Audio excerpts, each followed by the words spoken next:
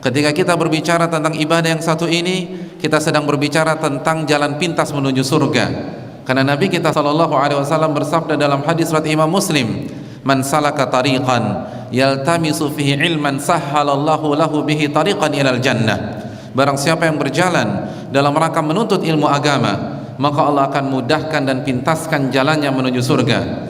Kita akan melihat bagaimana potret para ulama dalam mengarungi samudra ilmu. Kenapa demikian? Karena mempelajari potret para ulama kita dalam belajar, dalam bersemangat, dalam menyikapi ilmu akan bermanfaat bagi kita, akan membuka cakrawala berfikir kita, akan membakar semangat kita. Sampai-sampai Abu Hanifah rahimahullahu ta'ala pernah mengatakan bahwa membaca autobiografi para ulama dan para aulia itu lebih aku sukai daripada membaca buku fikih. Bismillahirrahmanirrahim.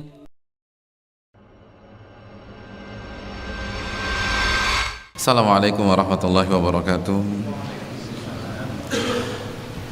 Innal hamdalillah nahmaduhu wa nasta'inuhu wa nastaghfiruh wa na'udzu billahi min syururi anfusina wa min sayyiati a'malina. Man yahdihillahu fala mudilla lahu wa man yudlil fala hadiyalah. Asyhadu an la ilaha illallah wahdahu la syarikalah wa asyhadu anna Muhammadan abduhu wa rasuluh. Ya ayyuhalladzina amanu taqullaha haqqa tuqatih wa la tamutunna illa wa antum muslimun.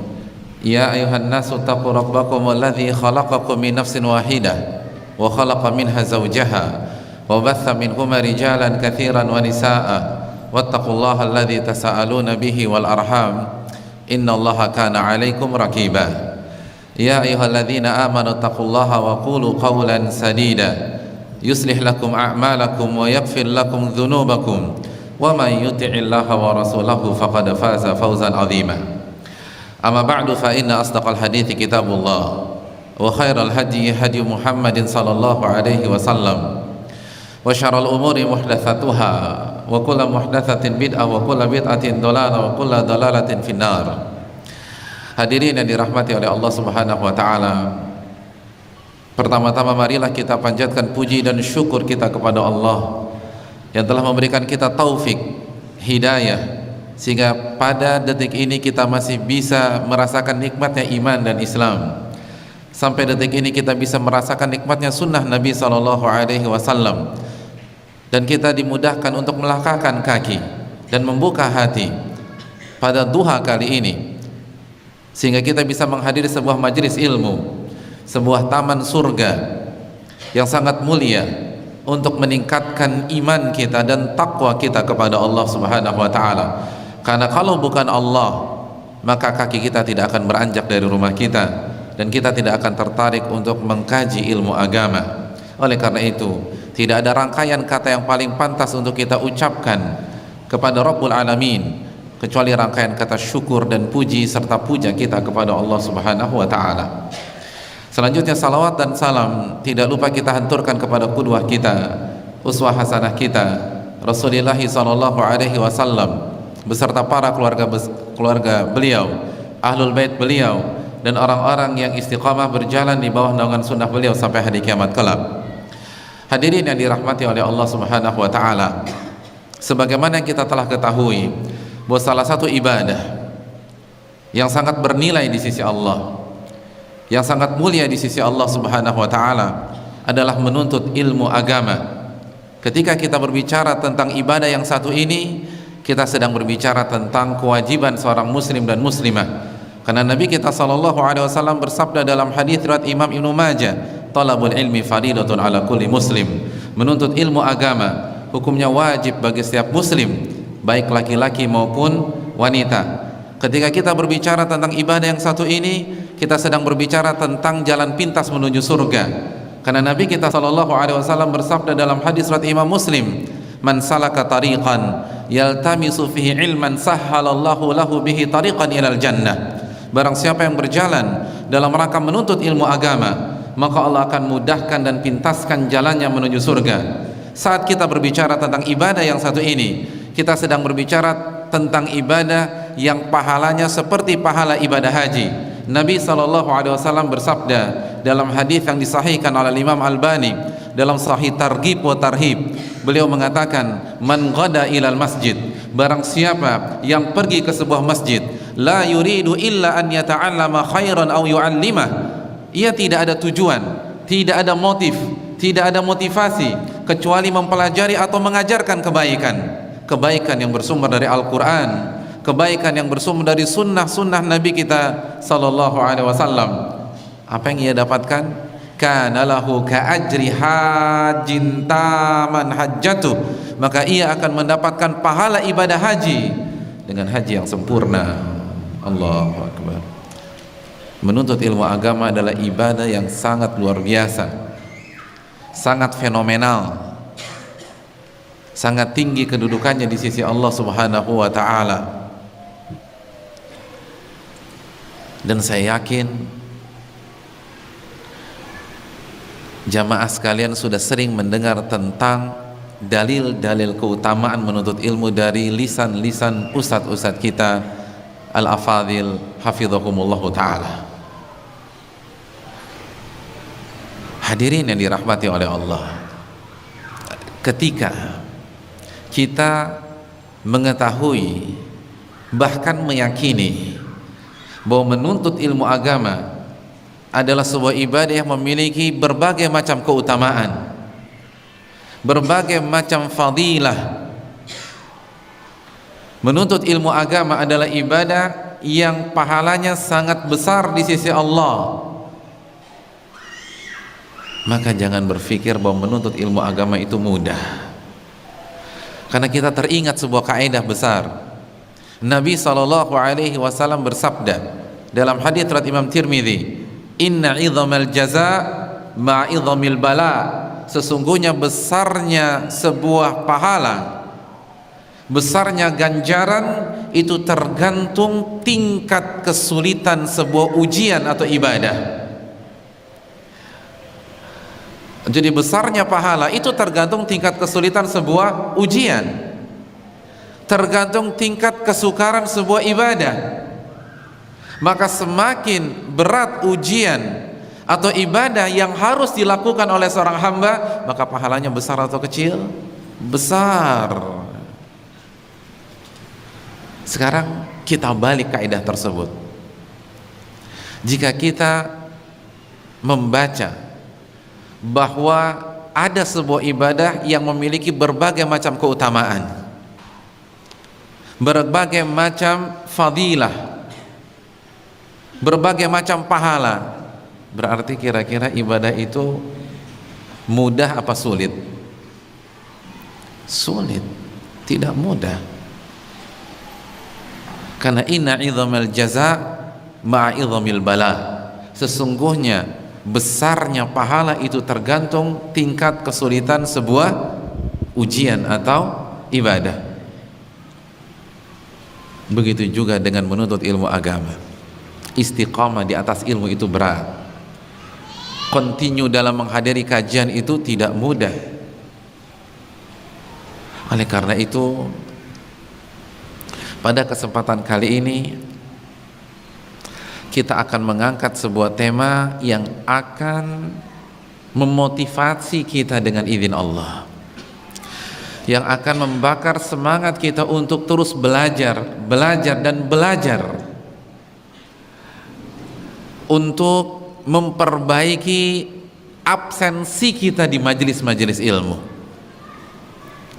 untuk membuat kita lebih semangat lagi, lebih on time lagi dalam belajar. Kita akan melihat bagaimana potret para ulama dalam mengarungi samudra ilmu. Kenapa demikian? Karena mempelajari potret para ulama kita dalam belajar, dalam bersemangat, dalam menyikapi ilmu, akan bermanfaat bagi kita, akan membuka cakrawala berpikir kita, akan membakar semangat kita. Allah berfirman dalam surat Yusuf ayat 111, laqad kana fi qasasihim ibrah liulil albab. Sesungguhnya di dalam kisah-kisah umat terdahulu ada pelajaran, ada ibrah, ada hikmah bagi orang-orang yang berakal, bagi orang-orang yang berfikir, bagi orang-orang yang memiliki akal sehat. Hadirin yang dirahmati oleh Allah Subhanahu wa taala, inilah salah satu sisi ilmu yang akan kita angkat pada kesempatan duha kali ini. Kita akan belajar langsung dari para ulama. Kita akan langsung belajar dengan para fuqaha, para aulia. Sampai-sampai Abu Hanifah rahimahullahu ta'ala pernah mengatakan bahwa membaca autobiografi para ulama dan para aulia itu lebih aku sukai daripada membaca buku fikih. Apa maknanya? Apakah beliau meremehkan ilmu fikih? Jawabannya tidak mungkin. Kenapa? Karena beliau salah satu ulama fikih. Bahkan logika fikih beliau tidak ada yang mengalahkan sampai detik ini. Imamu ahli ra'yi, imamnya ulama dalam logika fikih. Tapi apa makna ucapan beliau di atas? Ulama kita menjelaskan, karena dengan membaca biografi para ulama, cerita tentang para ulama, kisah-kisah mereka, mutiara-mutiara hikmah dari lisan-lisan mereka, kita mempelajari fikih yang nyata, bukan hanya sekedar teori.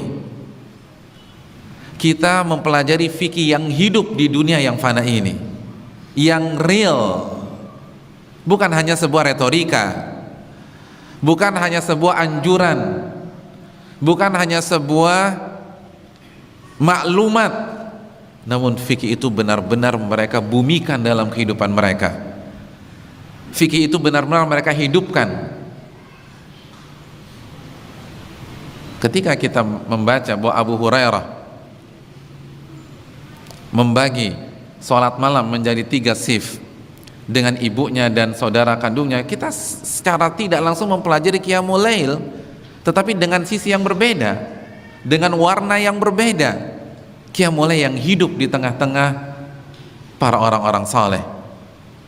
Hadirin yang dirahmati oleh Allah Subhanahu wa taala, oleh karena itu pada kesempatan kali ini kita tidak membahas keutamaan menuntut ilmu seperti biasanya, namun kita akan belajar dari para ulama, apa yang diajarkan para ulama tentang masalah ilmu, sehingga kita bisa sukses dalam menuntut ilmu agama, sehingga kita bisa istiqamah dalam menghadiri majelis-majelis ilmu, sehingga kita tetap semangat dalam mengkhatamkan kitab-kitab para ulama. Karena sekali lagi, saat kita mengetahui bahwa menuntut ilmu agama memiliki banyak keutamaan, ketahuilah ternyata ibadah itu bukan ibadah yang ringan, ibadah itu bukan ibadah yang mudah. Karena inna idhamil jaza ma idhamil bala, sesungguhnya besarnya pahala itu tergantung tingkat kesulitan sebuah ujian dan ibadah. Pelajaran pertama dari para ulama kita, mengajarkan kita tentang keikhlasan dalam menuntut ilmu agama, dan mereka menjelaskan kepada kita bahwa kunci keberhasilan dalam menuntut ilmu agama itu keikhlasan, bukan kecerdasan. Kunci keberhasilan dalam menuntut ilmu agama adalah ketulusan, bukan hanya mengandalkan kerja keras dan kerajinan. Hadirin yang dirahmati oleh Allah Subhanahu wa taala,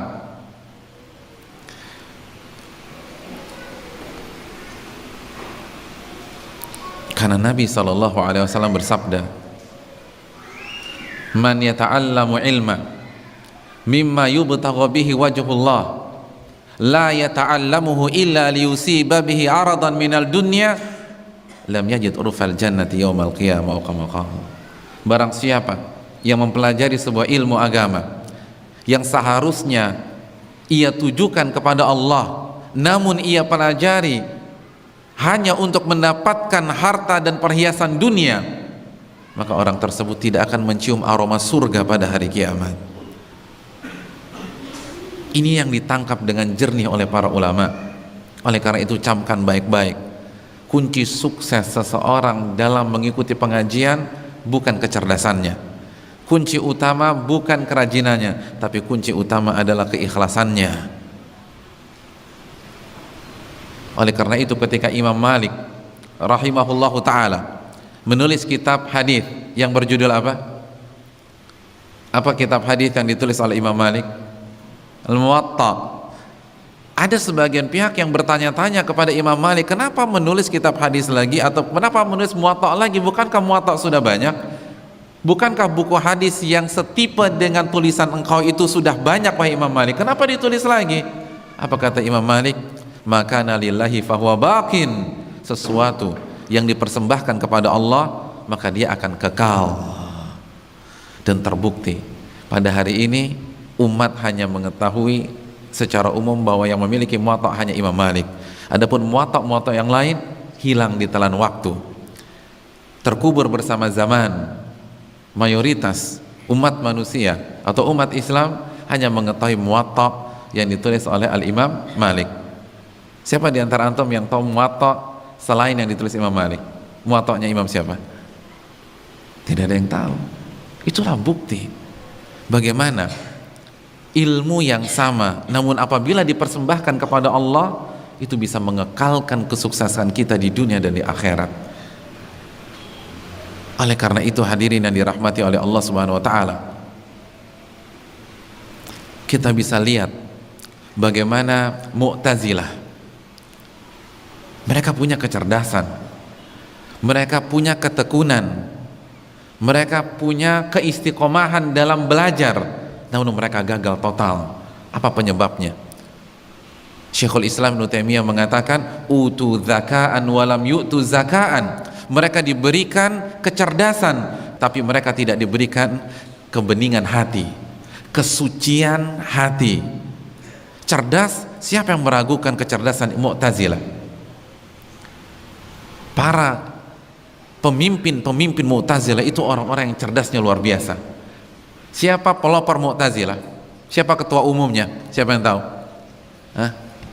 Mu'tazilah. Orang nomor satunya siapa? Wasil bin Atha. Dia bukan orang bodoh hadirin. Wasil bin Atha diriwayatkan itu tidak bisa mengucapkan sebuah huruf karena dia cadel. Wasil bin Atha itu cadel. Orang cadel nggak bisa mengucapkan huruf apa? R. Kok R? Ro. Nggak ada R dalam bahasa Arab. Ro. Jadi Wasil bin Atha tidak bisa mengucapkan huruf Ro. Cadel. Suatu ketika ada sebuah event besar, ada pertemuan yang melibatkan umat pada saat itu. Teman-teman Wasil bin Atha itu ingin mempermalukan dia. Akhirnya dia disuruh memberikan ceramah atau khutbah atau pidato secara spontanitas. Kira-kira gimana perasaannya tanpa persiapan? Contoh, antum ingin sholat Jumat, duduk di saf pertama, jam 12:05 khatib nggak datang-datang. Akhirnya seluruh jamaah di saf pertama ijma nuntut antum untuk menggantikan khatib. Pak, bapak aja, bapak yang jenggotnya paling panjang, yang paling cocok jadi khatib. Kalau nggak bubar nih. Kira-kira perasaan kita gimana? Nggak ada persiapan, belum baca, nggak ada bocoran, secara spontanitas harus khutbah Jumat pada saat itu. Kalau nggak bubar, kan nggak lucu. Mohon maaf bapak-bapak sekalian, khutbah Jumat kita liburkan karena khatibnya tidak datang. Nggak mungkin, harus ada yang maju. Gimana perasaan kita? Sanggup nggak? itu gemeter, itu mimbar bisa goyang, saking gemeternya diri kita. Kenapa? Nggak ada persiapan. Itulah kira-kira perasaan yang dialami oleh Wasil bin Atha. Apalagi dia punya kelemahan. Orang kalau punya kelemahan dan dia langsung ditembak di tempat tanpa persiapan, itu bisa buyar semua. Itu ayat-ayat yang sebelumnya hafal bisa lupa. Kenapa? Karena grogi, nggak ada persiapan. Tapi mau tidak mau Wasil bin Atha harus maju karena mereka mendaulat mendaulat Wasil untuk berbicara, untuk memberikan pidato. Akhirnya Wasil berbicara. Wasil berpidato dengan pidato yang dikenang oleh sejarah sampai detik ini, karena pidato yang sangat mengagumkan. Pidato tersebut tidak ada huruf ra. Semua kata yang memiliki huruf ra dia ganti spontanitas tanpa persiapan dengan sinonim atau persamaan kata yang tidak ada huruf ra-nya, sehingga satu khutbah tidak ada huruf ra. Antum sanggup buat khutbah seperti itu? Siapa yang sanggup buat naskah pidato nggak ada huruf R? Pembukaannya saja sudah gugur. Dengan rahmat Allah, ada huruf R-nya, rahmat. Oh, kita ganti aja Pak Ustadz, dengan karunia Allah, karunia ada R-nya lagi. Antum bisa buat pidato tanpa huruf R? Anak kasih waktu antum 2 minggu, bisa tidak? Belum tentu bisa. Dia tanpa persiapan, hadirin, gak ada persiapan sama sekali, sehingga yang awalnya ingin dipermalukan menjadi buah bibir pada saat itu. Dan kisah ini masih diceritakan di dalam buku-buku bahasa Arab sampai hari ini. Itu kurang cerdas kayak apa? Tapi sesat. Mu'tazilah utu zakaan walam yu'tu zakaan. Mereka diberikan kecerdasan tapi tidak diberikan kesucian hati. Al-jahil, gembong Mu'tazilah. Siapa di antara antum bisa mengalahkan semangatnya dalam belajar? Ini orang luar biasa kalau udah baca, nggak ada tandingannya. Saya ingin tanya, bapak-bapak, ibu-ibu sekalian, punya hobi apa? Hobinya apa? Hobi apa? Nggak punya hobi di sini. Kehidupan antum kaku sekali, berarti nggak punya hobi sama sekali. Hobi antum apa? Main futsal, terus main apa lagi? Main badminton. Dia punya hobi yang sangat unik dan saya rasa nggak ada sampai hari ini. Dia punya hobi menyewa apa? Menyewa perpustakaan atau toko buku. Bukan nyewa bukunya lagi, nyewa perpustakaan. Jadi kalau misalnya di sini toko buku yang paling ngetop di Padang apa? Gunung Agung, Gramedia. Ya, penyebutan merek nggak masalah di sini ya. Kalau ada Gramedia, kalau Jahit bangkit lagi dari kuburnya, kalau ini nggak mungkin, tapi kalau dia hidup di zaman ini, itu Gramedia dia sewa 1 minggu, nggak ada yang boleh masuk kecuali dia. Lalu dia lahap semua buku yang ada di Gramedia. Dia sewa Gunung Agung selama 2 minggu, nggak ada yang boleh masuk kecuali dia. Lalu dia baca seluruh buku yang ada di Gunung Agung. Ada yang punya hobi demikian? Coba angkat tangan. Nggak ada. Kalau hobi nyewa buku mungkin, minjem buku di perpustakaan itu biasa. Ini hobi nyewa perpustakaan dan toko buku. Siapa yang punya hobi demikian? Gila baca. Makanya kan meninggalnya pun juga kenapa? Ketiban buku. Iya. Bukunya numpuk. Dia lagi sakit, mau ngambil satu buku, jatuh semua. Dan ingat, buku zaman dulu kan lebih tebal, lebih berat daripada buku zaman sekarang. Meninggal. Subhanallah. Meninggalnya kenapa? Ketiban buku. Kalau begitu saya nggak usah baca banyak-banyak Pak Ustaz, biar nggak mati ketiban buku. Tapi apa? Sesat Mu'tazilah. Utu zakaan walam yu'tu zakaa. Mereka diberikan kecerdasan, mereka diberikan kehebatan, tapi mereka tidak diberikan kebersihan hati. Makanya sebagian para ulama itu bisa menonjol, bisa menjadi buah bibir sampai detik ini, bukan berarti mereka adalah orang nomor satu di zamannya, seperti Imam Malik. Imam Malik bukan orang paling cerdas pada zamannya. Pak Ustadz jangan asal bicara, bukan saya yang bicara, muridnya langsung Al-Imam Syafi'i rahimahullah. Beliau mengatakan Laits afqah min Malik. Laits bin Sa'ad itu lebih berilmu daripada Imam Malik. Tapi ada yang dengar nama Laits bin Sa'ad? Antum-antum semua? Laits bin Sa'ad hanya dipahami oleh para thalibul ilm, hanya dimengerti oleh para ustadz, hanya dikenang oleh para ulama. Kalau orang awam nggak ada yang tahu Laits bin Sa'ad. Tapi kalau Imam Malik, ada yang belum pernah dengar nama Imam Malik? Semua dengar. Di antaranya kata para ulama, karena keikhlasan yang begitu luar biasa. Bukan berarti Laits tidak ikhlas, bukan demikian, tapi keikhlasan bertingkat-tingkat. Keikhlasan itu berbeda-beda. Maka nalillahi fahuwa bakin, apa yang dikerjakan benar-benar dipersembahkan kepada Allah, maka dia akan kekal, kata Imam Malik bin Anas rahimahullahu ta'ala. Oleh karena itu, jika kita ingin sukses dalam menuntut ilmu, ingin istiqomah untuk datang ke sebuah pengajian, maka ikhlaskan niat kita. Tanya diri kita, kita ini belajar untuk apa?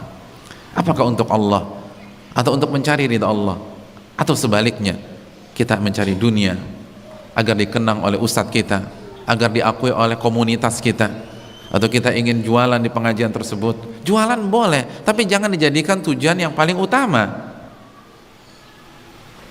Karena banyak orang memiliki kepentingan ketika menuntut ilmu agama, akhirnya dia hancur. Dan menjaga keikhlasan itu berat. Menjaga keikhlasan tidak mudah. Hisham Dastawai, salah satu ulama yang sezaman dengan Imam Ahmad, itu tidak berani mengklaim diri beliau ikhlas, karena ikhlas itu berat. Al-Imam Ibnu Abi Hamzah pernah mengatakan, wadittu, aku berharap ada ulama yang mendedikasikan waktunya untuk membuat pengajian, hanya mengkaji bab ikhlas. Jadi dia buat pengajian setiap hari. Hari Senin tentang ikhlas, hari Selasa tentang ikhlas, hari Rabu tentang ikhlas, hari Kamis tentang ikhlas, Jumat tentang ikhlas, Sabtu tentang ikhlas, Ahad tentang ikhlas, Senin lagi ikhlas lagi. Kenapa? Karena beliau bilang inilah bahaya latennya umat Islam. Makanya para ulama takut sekali untuk tidak ikhlas. Takut niatnya meleset, niatnya berpindah. Makanya mereka tidak senang dipuji, hadirin.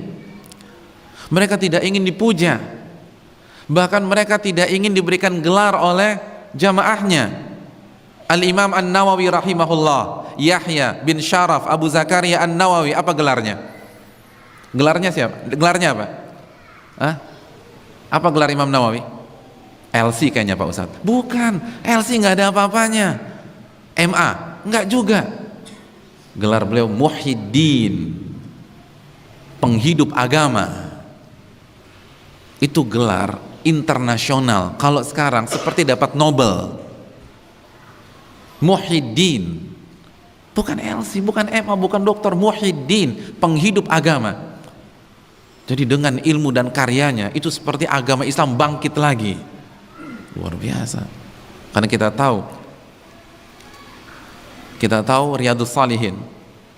Pernah dengar buku itu? Hasil survei para ulama. Riyadhus Shalihin menempati ranking kedua, kitab yang paling tersebar dan yang paling sering dikaji. Jadi setelah melakukan survei, kitab yang paling tersebar di seluruh belahan dunia dan yang paling sering dikaji adalah buku atau kitab Riyadhus Shalihin karya Al-Imam Nawawi.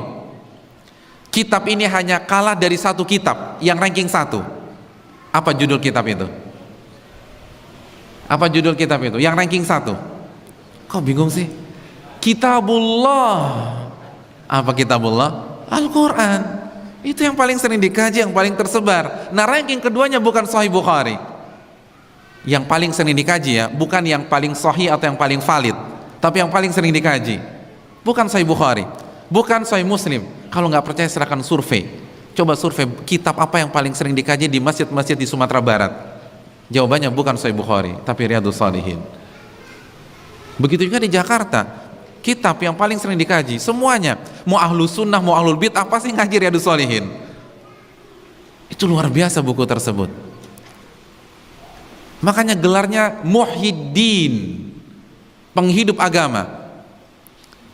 Dan yang menariknya, bukan Imam Nawawi yang meminta gelar tersebut. Gelar ini diberikan secara spontanitas oleh para ulama. Dan Imam Nawawi tidak tahu, sampai pada suatu ketika sampai ke telinga beliau, ternyata ulama sudah mendaulat beliau Muhyiddin. Apa komentar dari Imam Nawawi? Apa komentar dari beliau? Antum kalau dikasih gelar Muhyiddin oleh teman-teman antum akan komentar apa? Orang zaman sekarang ketika mendapatkan penghargaan, misalnya antum dapat penghargaan Ikhwan of the Month, Ikhwan bulan ini, yang paling rajin, yang paling banyak hafalannya. Kira-kira antum akan komentar apa? Orang zaman sekarang kalau dapat penghargaan ngapain sih? Wawancara, konferensi pers. Dia akan bilang, terima kasih kepada Tuhan Yang Maha Esa, terima kasih kepada manajer saya, kepada fan-fan saya yang sudah setia. Kan begitu orang dapat penghargaan sekarang, iya apa tidak? Apa komentar Imam Nawawi? Komentar yang layak ditorehkan dengan tinta emas, yang disampaikan oleh Imam As-Sakhawi. Al-Imam Nawawi mengatakan, ma aj'alu fi hillin man laqabani Muhyiddin. Aku tidak halalkan, aku akan tuntut sampai hari kiamat orang yang memberikan gelar Muhyiddin kepada diriku. Allahu Akbar. Yang kasih gelar mau dituntut, nggak akan dihalalkan. Aku nggak ridha dan aku akan kejar sampai hari kiamat. Kenapa? Karena Imam Nawawi tahu semakin tinggi gelar seseorang, semakin sulit untuk ikhlas, semakin berat untuk ikhlas, semakin mudah untuk sombong, semakin mudah untuk riya. Karena kesombongan dan keriaan itu adalah penyakit yang sangat mudah menjangkiti para ahli dan para pakar dan orang yang memiliki gelar yang selangit. Saya ingin tanya, yang lebih mudah riya, orang yang dapat gelar S3 atau SD? S3 kan? SD apalagi yang mau diriain? Nggak punya perasaan kalau masih tetap riya. Tapi kalau sudah dapat PhD, doktor, itu berat sekali. Itulah yang ditangkap dengan jeli oleh para ulama. Makanya Imam Nawawi tidak mau. Dia akan tuntut. Ini sama saja kasih PR baru buat saya. Ini bukan penghormatan, ini bukan pemuliaan, ini bukan sanjungan, ini pembebanan. Ma aj'alu fi hilin man laqabani Muhyiddin. Aku akan tuntut orang yang memberikan gelar kepada diriku dengan gelar Muhyiddin. Beda sama orang zaman sekarang. Kalau gelarnya nggak disebut ngambek. Ini moderator nggak punya adab, gelar aneh nggak disebutin. Subhanallah. Ada orang pulang dari haji nggak dipanggil Pak Haji, marah. Dan ada yang ngomong begini, emangnya haji nggak pakai modal apa? 35 juta tahu, masa gelar nggak disebutin? Allahu Akbar. Tersinggung kalau nggak dipanggil Bu Hajjah, kalau tidak dipanggil Pak Haji, itu marah. Para ulama nggak mau disebutkan demikian, takut riya. Kita senang jika disebutkan dengan gelar kita. Na'udzubillah min dzalik. Karena mereka menuntut ilmu itu butuh keikhlasan. Untuk sukses itu butuh keikhlasan. Karena orang sekali Al-Imam Daruqutni, sebagaimana yang disampaikan Imam Zahabi dalam Syiar A'lamin Nubala, Al-Imam Daruqutni pernah mengatakan, mengakui dengan penuh kerendahan hati, talabnal ilma li ghairillah fa'aba an yakuna illa lillah. Kami dulu itu belajar awalnya tuh nggak ikhlas. Awalnya ikut-ikutan, penasaran, nyoba-nyoba, cari kajian yang habis kajian ada makan siangnya, yang ada makanan bukanya kalau Ramadan, kan gitu. Tapi setelah belajar, ternyata ilmu itu mengarahkan kita agar kita ikhlas kepada Allah Subhanahu wa ta'ala. Itu Imam Daruqutni, levelnya Imam Daruqutni itu masih seperti itu di awal, apalagi kita. Jadi kalau ingin sukses dalam mengaji, dalam menuntut ilmu agama, belajar dengan ikhlas, jaga keikhlasan. Ini yang diajarkan oleh para ulama. Makanya sekali lagi, mereka tidak berani mengklaim diri mereka ikhlas.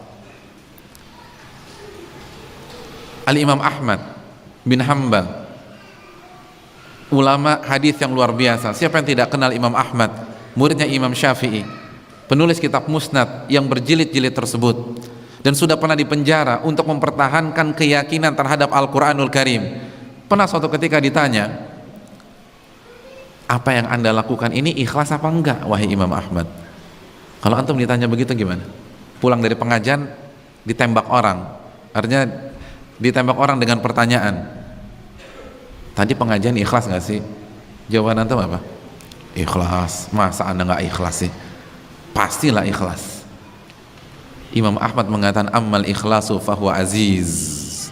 Adapun keikhlasan itu perkara yang berat.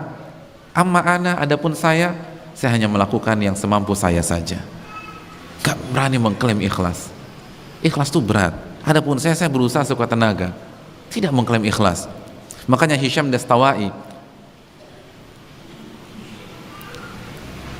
salah satu orang yang sesama dengan Imam Ahmad, yang kata Imam Ahmad pernah mengatakan, kalau Hisham udah jangan tanya saya lagi deh. Itu orang luar biasa, thiqah. Hisham Dastawai pernah mengatakan, wallahi la astati'u an aqula inni atlubul haditha yawman qat ibtigha'a wajhillah au kama qala. Hisham Dastawai pernah mengatakan sebuah perkataan yang disampaikan oleh Imam Az-Zahabi dalam Syiar A'lamin Nubala. Beliau mengatakan, demi Allah, aku tidak berani mengklaim aku pernah menuntut ilmu agama, datang ke pengajian, datang ke majelis taklim, mendengarkan hadis 1 hari saja ikhlas karena Allah. Aku tidak berani mengatakan demikian. Al-Imam Az-Zahabi ketika membawakan ucapan demikian, beliau langsung mengatakan, wala ana. Begitu juga dengan saya, kata Imam Zahabi, saya nggak berani mengklaim diri saya ikhlas dalam menulis Syiar A'lamin Nubala dan buku-buku yang lain. Para ulama nggak berani mengklaim dirinya ikhlas. Kita mudah sekali mengumbar keikhlasan. Kita mudah sekali mengatakan saya ikhlas, saya tulus. Ulama nggak berani ngomong demikian, karena ini adalah perkara yang berat, dan ini adalah kunci sukses mereka dalam mengarungi samudra ilmu, dalam menghadapi fitnah, cobaan, ujian, kesibukan dunia yang sering memalingkan kita dari pengajian, dari majelis taklim, dari majelis ilmu. Ikhlaskan niat kita, maka kita akan rasakan bagaimana kita akan istiqamah. Itu pelajaran yang pertama dari biografi para ulama dan apa yang mereka lakukan. Makanya kalau tidak salah, Al-Imam Al-Mawardi, buku-buku beliau itu baru dicetak setelah beliau meninggal dunia. Beliau tidak berani mencetaknya ketika hidup karena takut terkenal. Saking takutnya riya seperti itu. Tapi kita juga tidak mengatakan yang mencetak bukunya pada saat hidup berarti riya, enggak juga. Tapi itu hanya sekedar sikap pribadi, saking takutnya itu loh. Yang pesan yang harus kita tangkap, kalau mereka takut, kita tenang-tenang saja. Kita tidak pernah mengkoreksi hati kita. Kita tidak pernah tanya saat kita datang ke pengajian. Kita tidak pernah evaluasi setelah kita pulang dari pengajian, ini kita ikhlas apa tidak, mencari ridha Allah atau tidak. Itu ulama besar. Oleh karena itu, ini yang harus kita camkan bersama-sama. Hadirin yang dirahmati oleh Allah Subhanahu wa taala, ulama mengajarkan kita agar kita memuliakan ilmu, agar kita mengagungkan ilmu,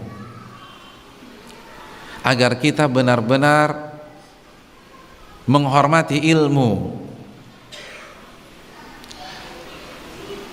Kita tahu bersama bahwa menuntut ilmu agama ibadah yang luar biasa.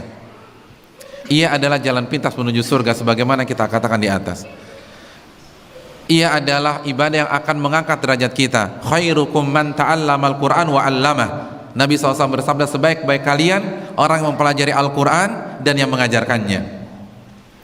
Allah juga berfirman dalam surat Al-Mujadilah ayat 11, yarfa'illahu alladhina amanu minkum walladhina utul ilma darajat.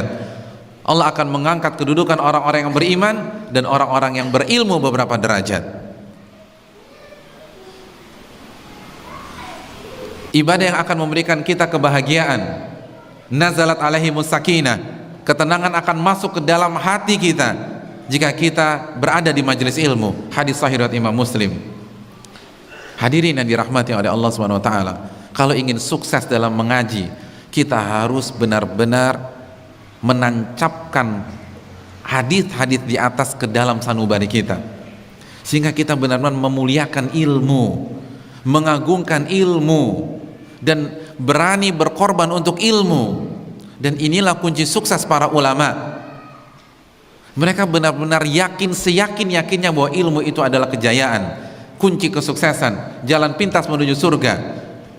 Oleh karena itu mereka menikmati ilmu dan mereka rela berkorban untuk ilmu agama. Harta mereka korbankan untuk ilmu, waktu mereka curahkan untuk ilmu. Kenapa? Karena mereka paham apa yang mereka lakukan, karena mereka yakin ini yang akan membuat kita jaya di dunia dan di akhirat. Sampai-sampai Imam Malik mengatakan, la yunalu hadzal ilm illa an yadhuqa fihi ta'mul faqr. Tidak akan mendapatkan ilmu sampai Anda merasakan pahitnya kemiskinan. Ini juga yang dikatakan Imam Syafi'i rahimahullah, sebagaimana yang dikatakan Al-Imam Nawawi dalam Muqaddimah Al-Majmu' Syarah Muhadzab. Imam Syafi'i pernah mengatakan, la yatlubu ahadun hadzal ilma bil mulki wa izzin nafsi fayuflih. Tidak ada seorang pun yang mempelajari ilmu dengan bermodalkan kekayaan dan kekuasaannya dan hidup yang nyaman lalu dia akan berhasil menuntut ilmu. Tidak.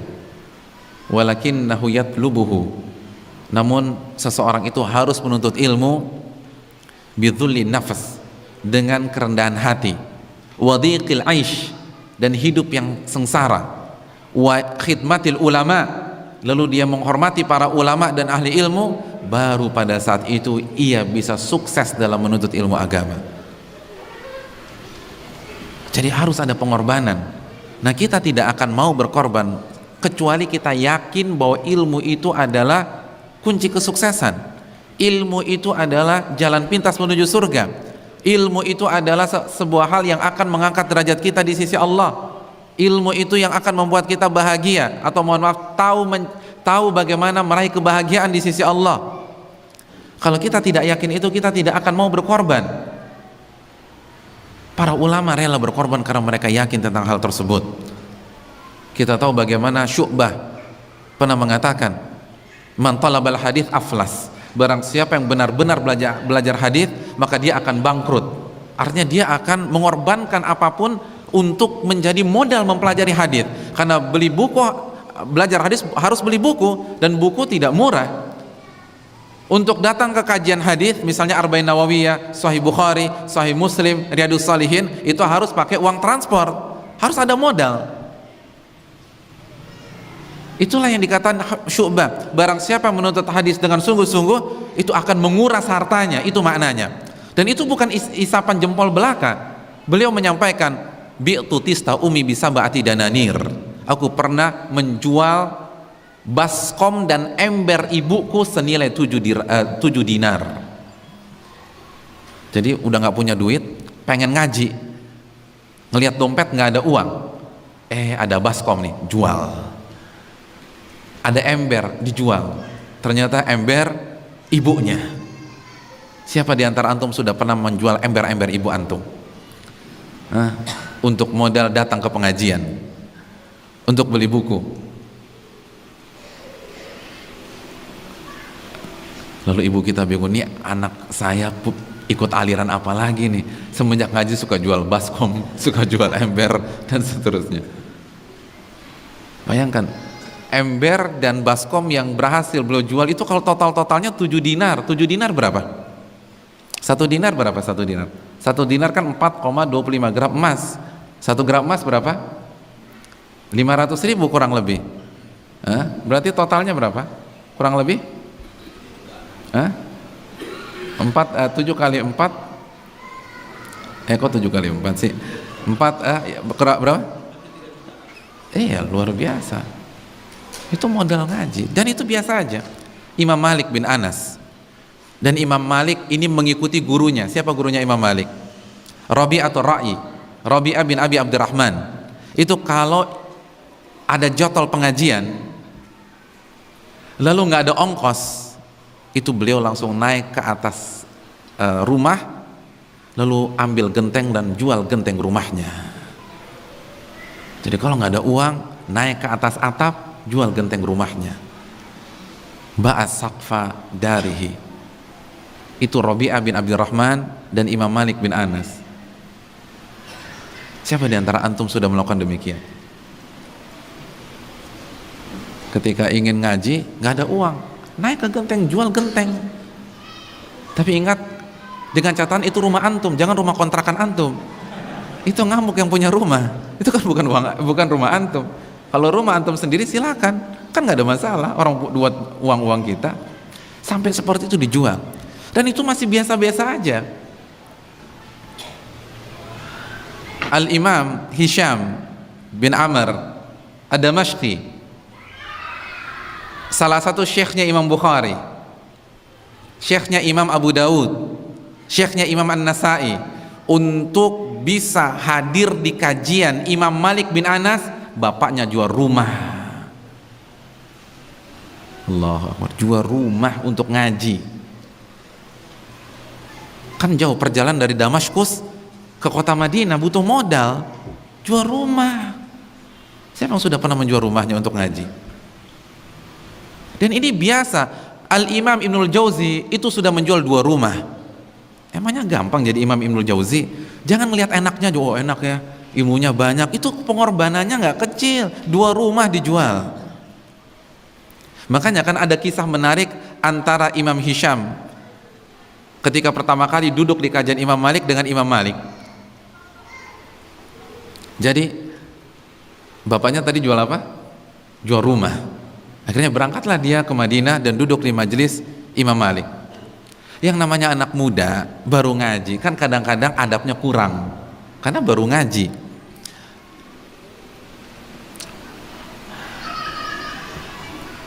Nah, ada sebuah kasus yang menyebabkan Imam Malik itu menghukum Hisham Dastawai, Hisham bin Ammar Ad-Damashqi.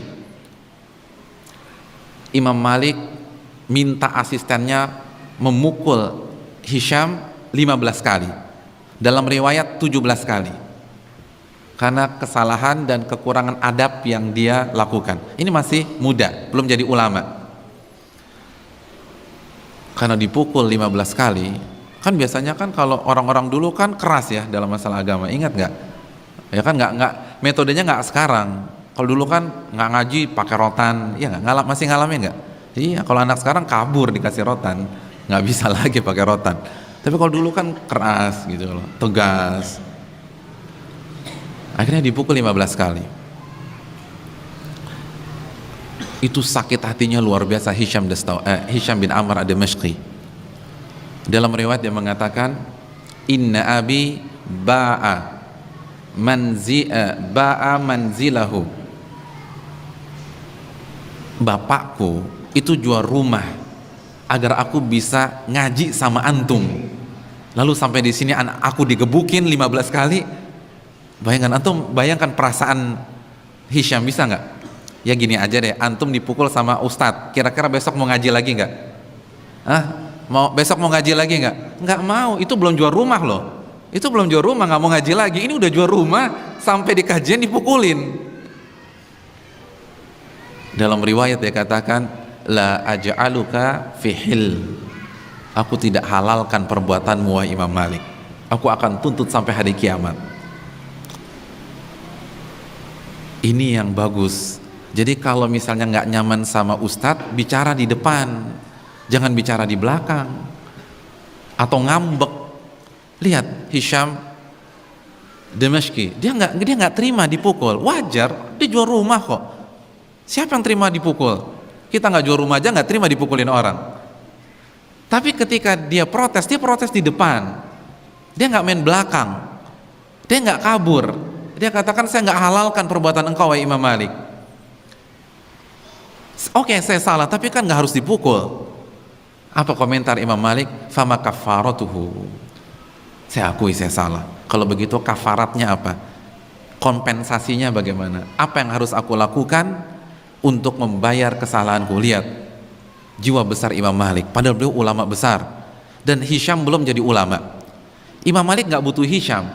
Kalau dia mau ngotot, kalau beliau mau memenangkan ego beliau sebagai tokoh besar, kan tinggal bilang, ini gaya saya, kalau anda nggak suka cari ustadz lain aja.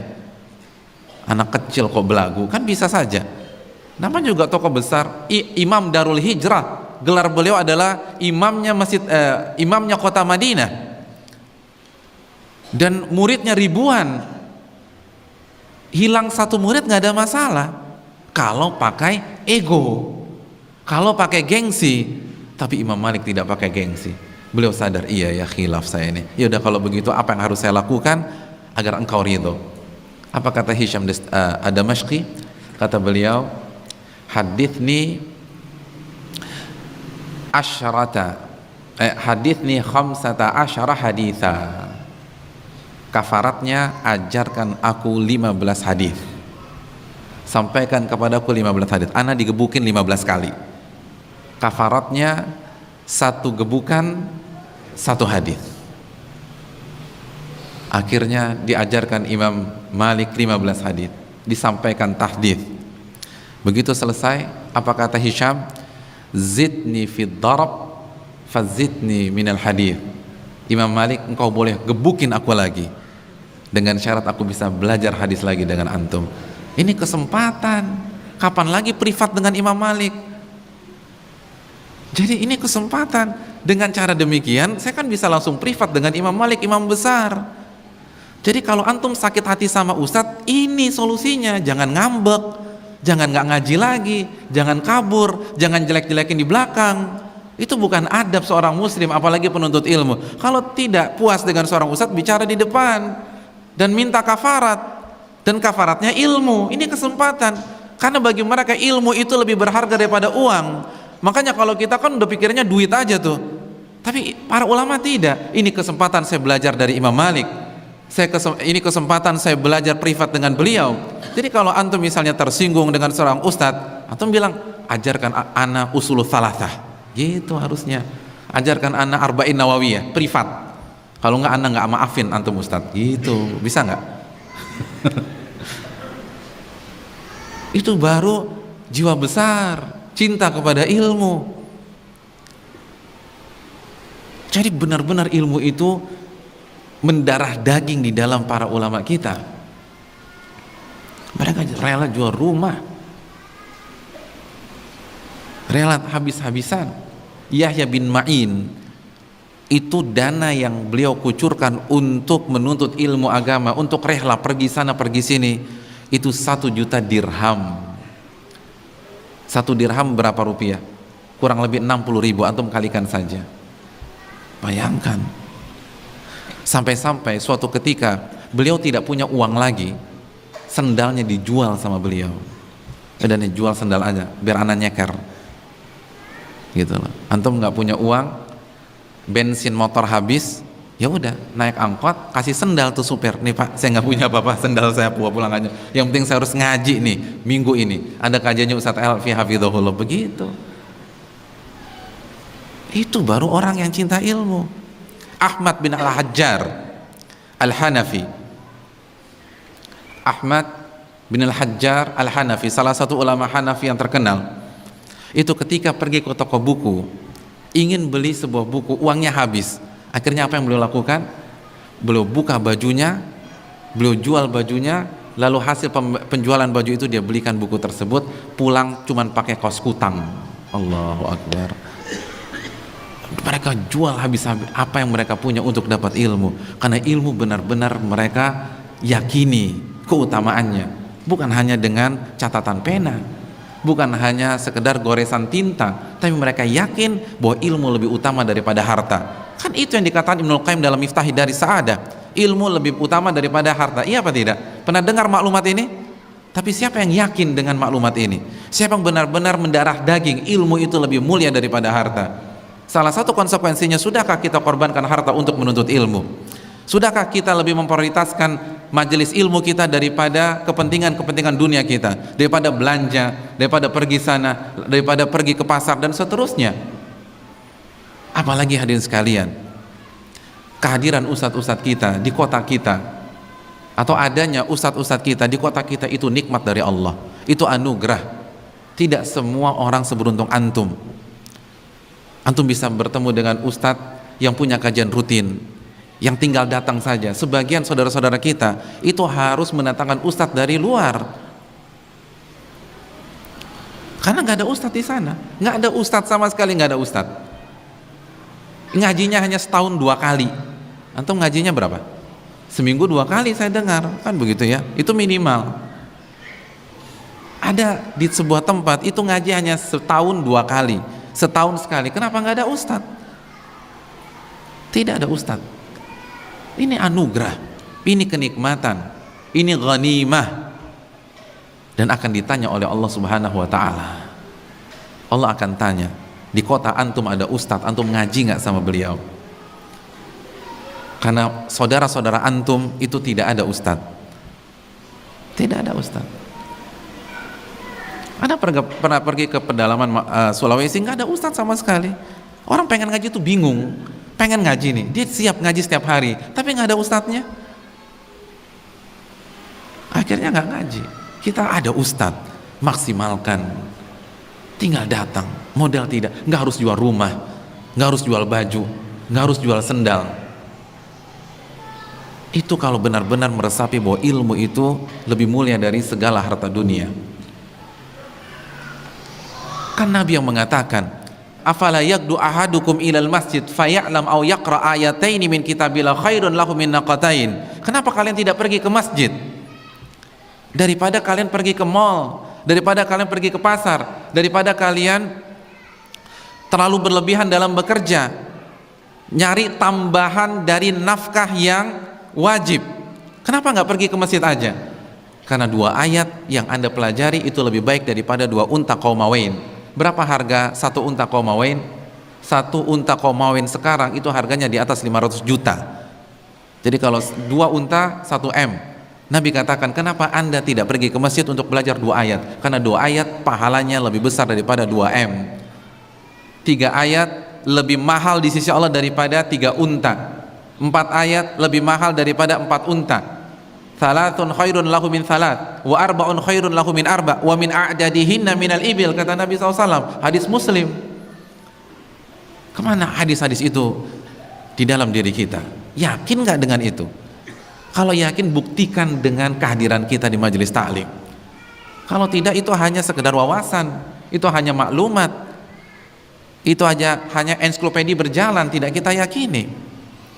Ini kesempatan, di dekat rumah kita atau di kota kita ada ustadz yang bisa mengajar, yang punya majelis ilmu, kita harus datangi, karena itu akan ditanya oleh Allah.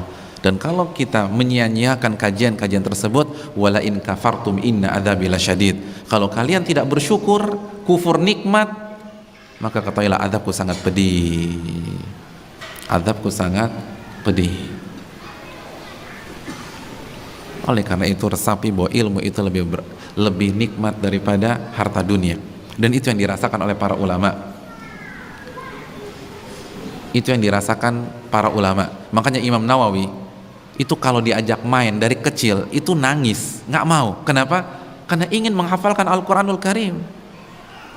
Makanya untuk membuat Imam Nawawi kecil keluar rumah dan bermain bersama anak sepantarannya itu harus dipaksa, harus diseret-seret. Kalau nggak mau, inginnya baca Al-Quran.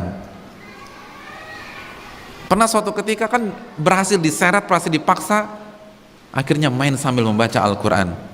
Pernah lihat anak kecil umur 8 tahun main sambil baca Al-Quran? Nggak ada. Itu Imam. Kenapa? Karena nikmat. Nikmatnya luar biasa.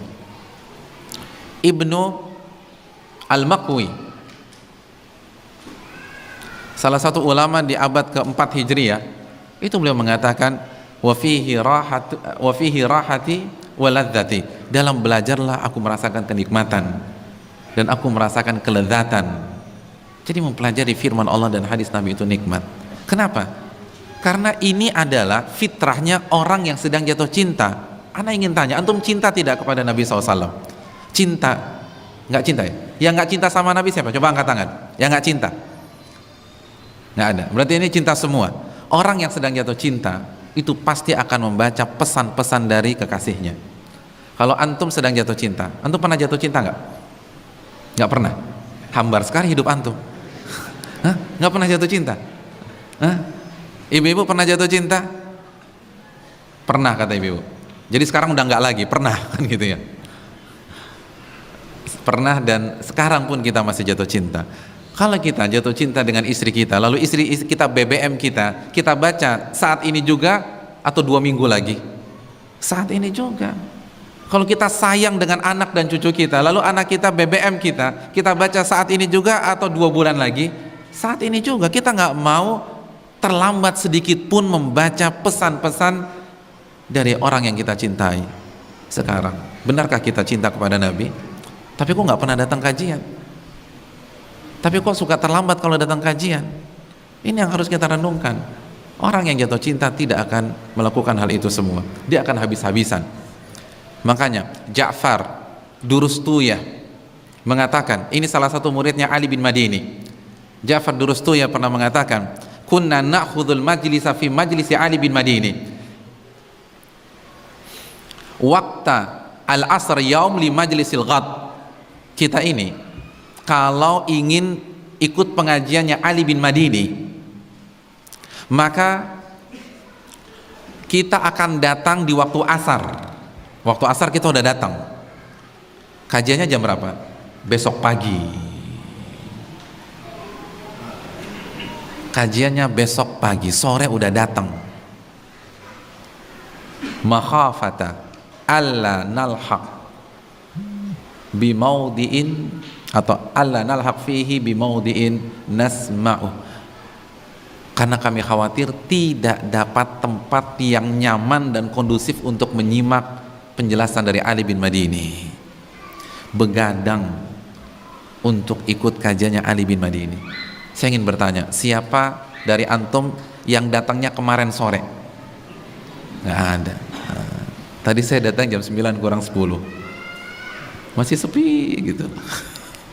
Tapi nggak apa-apa, insya Allah ke depan ya, diulang lagi. Ke depan diperbaiki, begitu dong. Iya, apalah. Rugi antum ada Ustadz Elfi hafizahullah lalu antum datang terlambat, rugi sekali antum. Susah. Cari ustadz-ustadz berkualitas itu susah sekarang. Rebutan.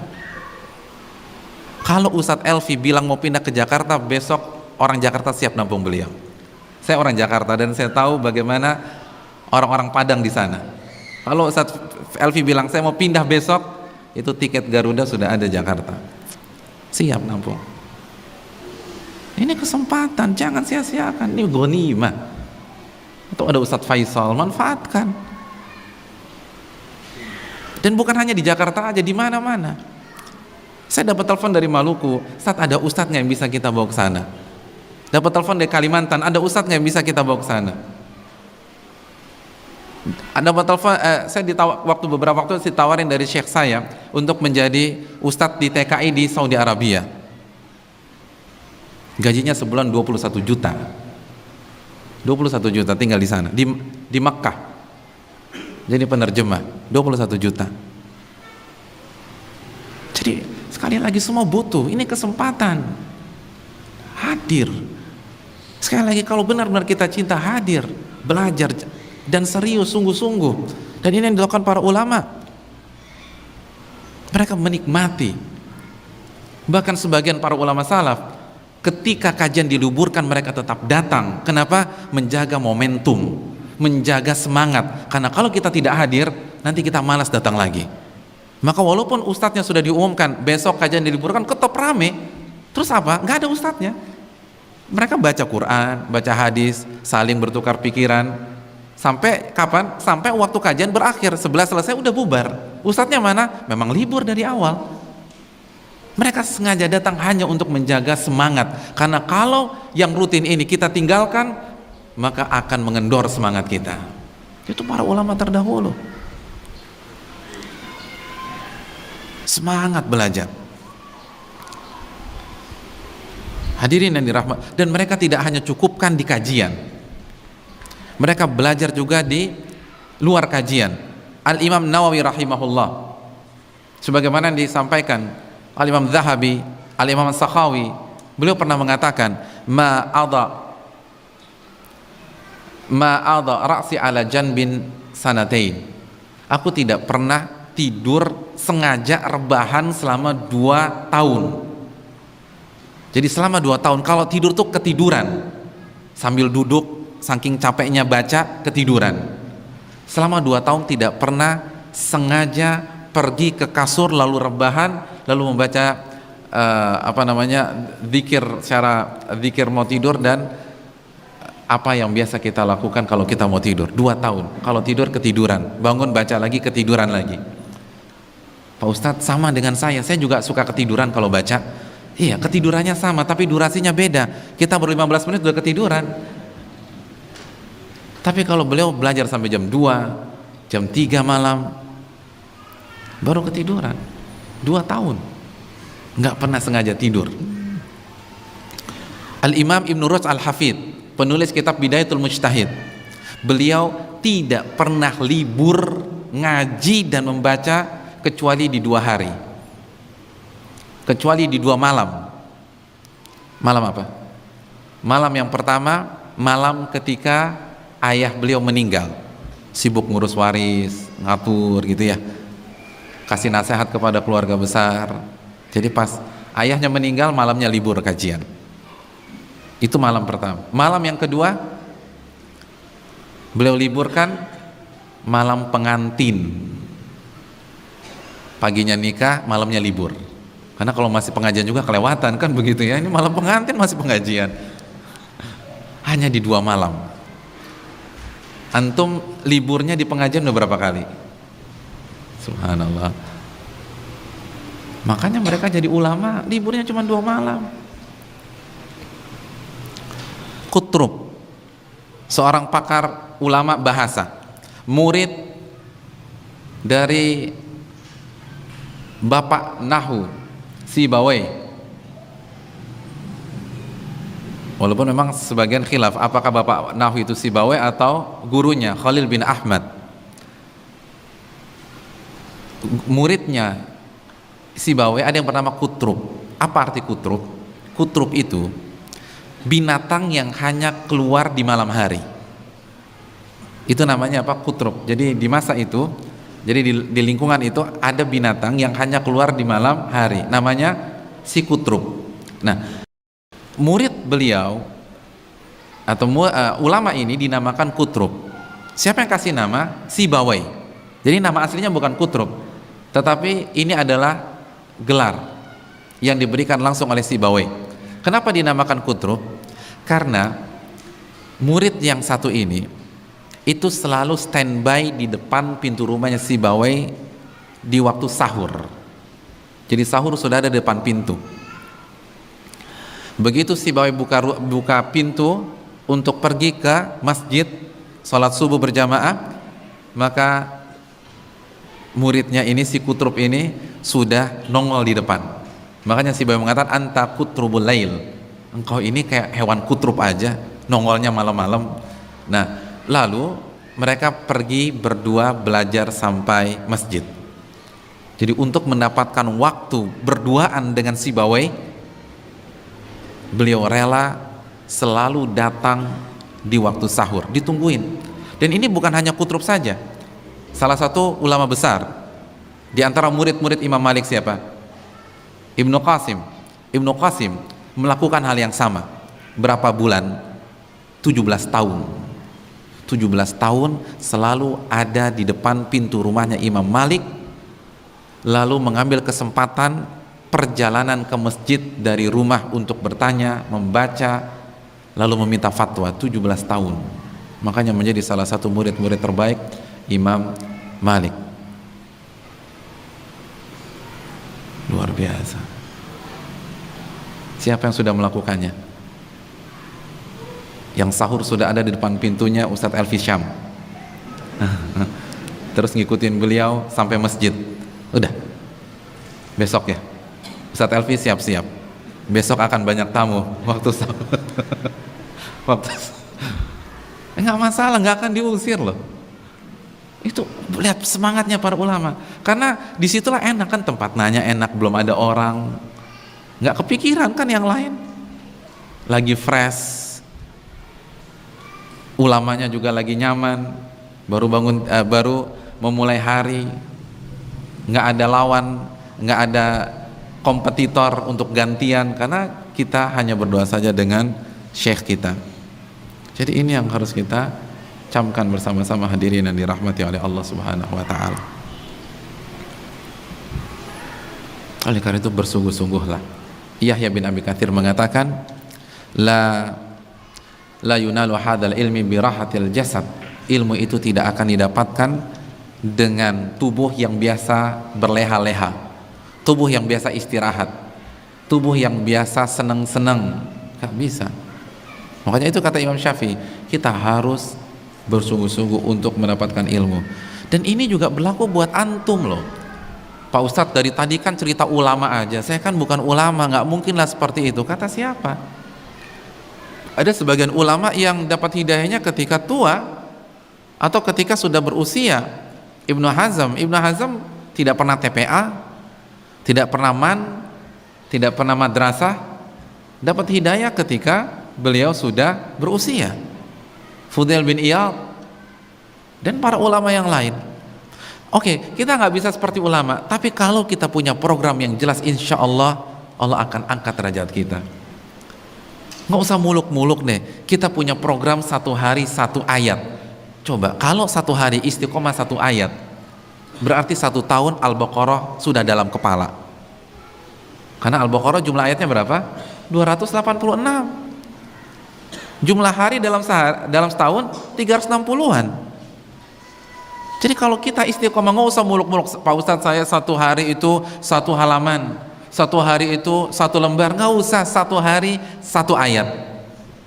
Al-Baqarah tahun depan itu sudah di dalam kepala. Bukan sekarang hafalannya di luar kepala, di luar semua lupa, kan begitu. Kita butuh di dalam kepala. Masa nggak bisa? Kan gampang. Ayat Al-Baqarah kan insya Allah mudah. Masa nggak bisa hafalin alif lam mim satu hari? Alif lam mim. Ya alif lam mimnya Pak Ustadz, temen-temennya itu loh yang bikin susah. Apalagi ayat hutang kan gitu ya. Nggak bisa. Bisa, kenapa enggak? Kan otak kita tuh seperti pisau, semakin diasah semakin tajam. Cobalah buat, harus serius, ini ilmu, ini saatnya, ini kesempatan kita terangkat kedudukannya di sisi Allah. Ini saatnya kita meniti jalan pintas menuju surga. Istiqomah di pengajian-pengajian, khususnya pengajian-pengajian rutin. Sebagian orang hanya semangat di tablik akbar. Ini keliru. Ilmu itu adanya di kajian rutin. Kalau kajian seperti ini hanya refreshing, tanpa mengurangi keutamaannya, tetapi tujuannya untuk menyegarkan suasana, untuk refreshing, untuk silaturahim atau silaturahmi, mohon maaf, ziarah antar ikhwah. Tetapi untuk mendapatkan ilmu yang sejati itu harus di kajian rutin. Karena Allah berfirman dalam surat apa? Ali Imran ayat 79, walakin kunu rabbaniyin bima kuntum tuallimunal kitaba wa bima kuntum tadrusun. Jadilah orang-orang rabbani ketika kalian mengajarkan Alkitab, Al-Qur'an, dan pada saat kalian belajar Al-Qur'an. Jadi Allah perintahkan kita menjadi orang-orang rabbani ketika kita mengajar dan ketika kita belajar. Apa tafsir dari rabbani? Abdullah bin Abbas menjelaskan, bisa dicek dalam Sahih Bukhari, dan ini juga penjelasan Al-Imam Ibnu Hajar dalam kitabnya Fathul Bari. Orang-orang rabbani adalah orang-orang yang mendidik umat secara berkesinambungan, secara rutin, mulai dari ilmu-ilmu yang sederhana yang berkaitan dengan sehari-hari, yang fundamental, prinsip, secara kontinu sampai ke ilmu-ilmu yang besar dan sulit. Itu rabbani. Jadi harus hadir di kajian rutin, karena disitulah ilmu dipelajari, disitulah kita mengalami perubahan, disitulah akhlak kita dibenarkan, disitulah ibadah kita dikoreksi dan diperbaiki, disitulah akidah kita dimantapkan. Oleh karena itu bersungguh-sungguhlah, karena itu yang diajarkan oleh para ulama kita. Semangatlah dalam menuntut ilmu agama. Hadirin yang dirahmati oleh Allah Subhanahu wa taala. Yang terakhir yang diajarkan para ulama kita. Para ulama kita mengajarkan adab khususnya kepada para ahli ilmu. Khususnya kepada para ulama, kepada guru-guru kita. Ingat perkataan Imam Syafi'i rahimahullah dalam Majmu' Syarah Muhadzab yang dinukilkan Imam Nawawi. Kata beliau, walakinnahu man talabahu bidhulli nafsi wa dhiqil aishi wa khidmatil ulama aflah. Namun barang siapa yang menuntut ilmu agama dengan ketawaduan, kerendahan hati, kerendahan jiwa, dan berusaha mati-matian sehingga seakan-akan dia hidup sengsara di dunia. Ingat, seakan-akan.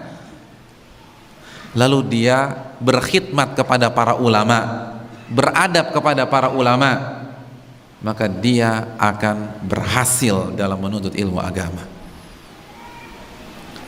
Nabi SAW bersabda, laisa minna man lam yuwakkir kabirana wa yarham sagirana wa ya'lam li'alimina haqqa. Bukan bagian dari kami. Allahu Akbar. Apa kata Nabi? Bukan bagian dari kami orang yang tidak menghormati yang lebih tua dan tidak menyayangi yang lebih muda dan tidak tahu hak-hak ahli ilmu. Ini penting.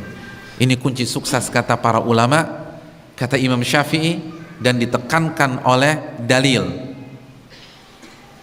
Kita harus menghormati dan beradab di depan ilmu dan ahli ilmu.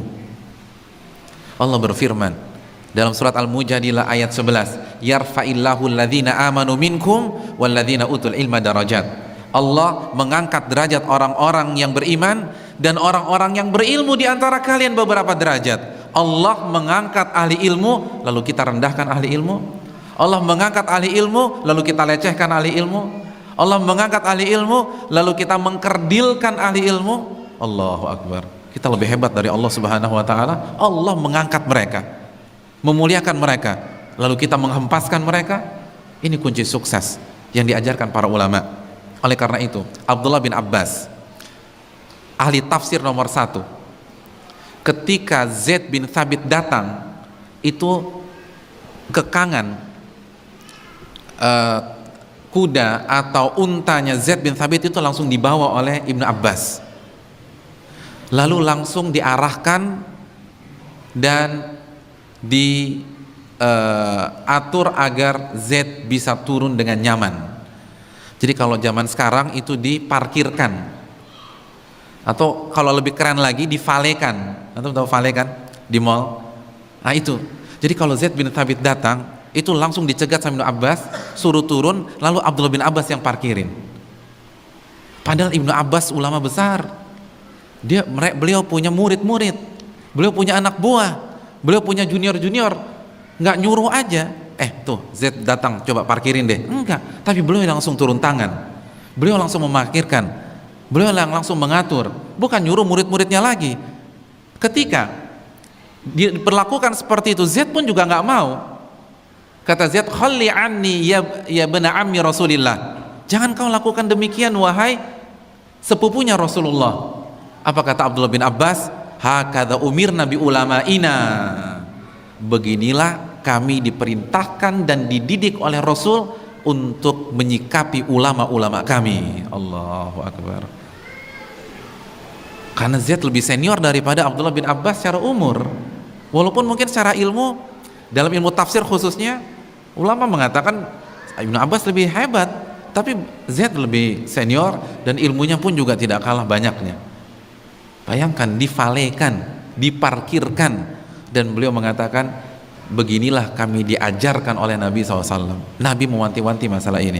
Karena kata para ulama, merendahkan ahli ilmu itu sama saja merendahkan ilmu itu sendiri. Ibnu Umar, siapa yang tidak kenal Ibnu Umar? Anaknya Umar bin Khattab radhiyallahu taala an.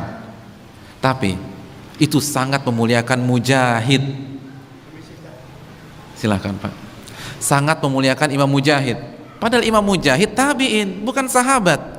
Tapi karena ilmu tafsirnya Mujahid, atau karena ilmu tafsirnya Mujahid begitu luar biasa. Karena kita tahu bersama, para ulama mengatakan apabila datang kepada kalian tafsir Mujahid, fahasbuk, maka pegang erat-erat. Cukupkan tafsir Mujahid, karena tafsir Mujahid adalah tafsir Ibnu Abbas. Itu murid yang merekam tafsir dari gurunya sendiri, Abdullah bin Abbas. Nah, karena ilmunya begitu luar biasa, walaupun lebih muda dari Abdullah bin Umar. Itu kalau Imam Mujahid rahimahullahu taala ingin naik tunggangannya, itu diambilkan, itu divalekan, saya ambilkan, diambilkan sendiri. Lalu ketika naik tunggangan, itu pakainya dibenarkan. Kan mungkin kalau naik kuda, naik onta, kan mungkin ada yang terduduki, agak kusut, itu dibenarkan pakainya oleh Abdullah bin Umar radhiyallahu taala anhuma.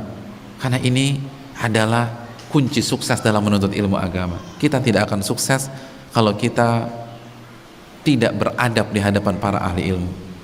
Karena dialah atau beliaulah yang menyampaikan ilmu itu kepada kita. Saya ingin tanya jamaah sekalian, kalau ada orang kasih antum kalau ada orang setiap bulan transfer ke rekening antum 100 juta setiap bulan, kira-kira penyambutan antum bagaimana kepada dia kalau dia datang ke rumah? Traktir makan, beli ini, kan gitu. Pokoknya rumah makan sederhana ada di rumah lah kalau beliau datang. Semua komplit, tunjang ada, kepala ikan kakap ada, rendang ada, lalu ayam pop ada, kalio ada, goreng ada.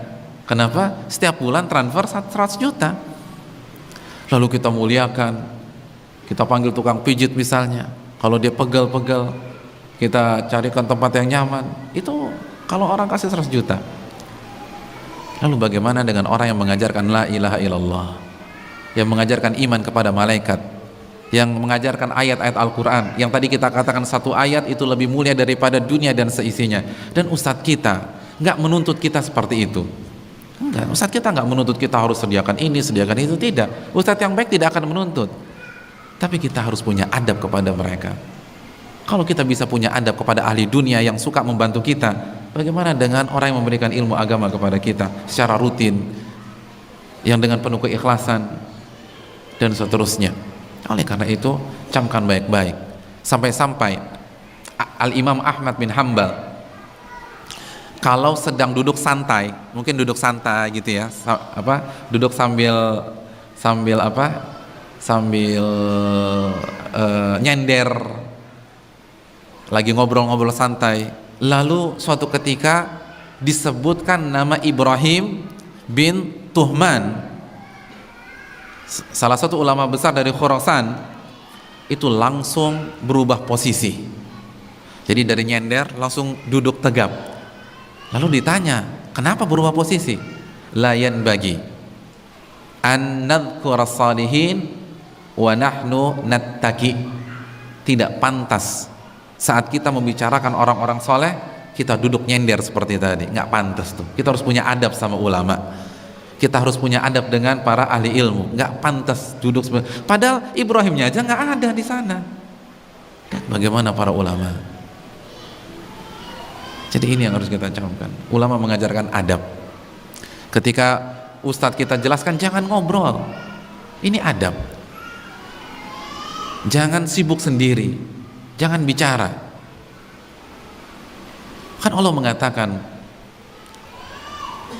wa idza quri'al Qur'an fastami'u lahu wa ansitu la'allakum turhamun. Apabila Al-Qur'an itu dibacakan, maka fastami'u lahu, dengarkanlah dengan seksama. Wa ansitu, dan diam, la'allakum turhamun, agar kalian dirahmati oleh Allah Subhanahu wa taala. Surat Al-A'raf ayat 204. Kenapa Allah suruh diam? Pertama, beradab di hadapan firman Allah, beradab di hadapan sunnah Nabi SAW. Lalu selanjutnya beradab di hadapan guru kita. Kita harus punya adab, hadirin sekalian. Jangan hanya datang saja. Para ulama mengajarkan adab. khususnya kepada ahli ilmu, adab dalam majelis ilmu, dan adab-adab di kesempatan atau dalam hal-hal yang lain. Itulah beberapa hal yang diajarkan ulama kepada kita, dan potret langsung dari mereka dan mutiara-mutiara hikmah yang meluncur dari lisan mereka. Semoga bermanfaat khususnya bagi yang berbicara. Sebelum yang mendengarkan, saya rasa cukup sampai di sini. Kita buka sesi tanya jawab. Wassalamualaikum warahmatullahi wabarakatuh. Assalamualaikum. Waalaikumsalam. Ustadz, ilmu apa yang lebih utama dipelajari oleh Ana sebagai orang awam yang belum banyak tahu tentang Islam yang sebenarnya? Ya, terima kasih jazakallah atas pertanyaannya. Yang pertama jelas tentu saja ilmu-ilmu yang fardu ain. Dan yang pertama dan utama adalah yang berkaitan dengan rukun iman. Dan rukun iman yang terpenting adalah iman kepada Allah. Kita harus tahu bagaimana mentauhidkan Allah. Apa sih iman kepada Allah? Itu harus belajar. Lalu iman kepada malaikat, iman kepada kitab suci, iman kepada nabi dan rasul, iman kepada hari kiamat, dan iman kepada takdir. Lalu pelajari ibadah-ibadah yang wajib, dan ibadah wajib yang harus diprioritaskan adalah salat.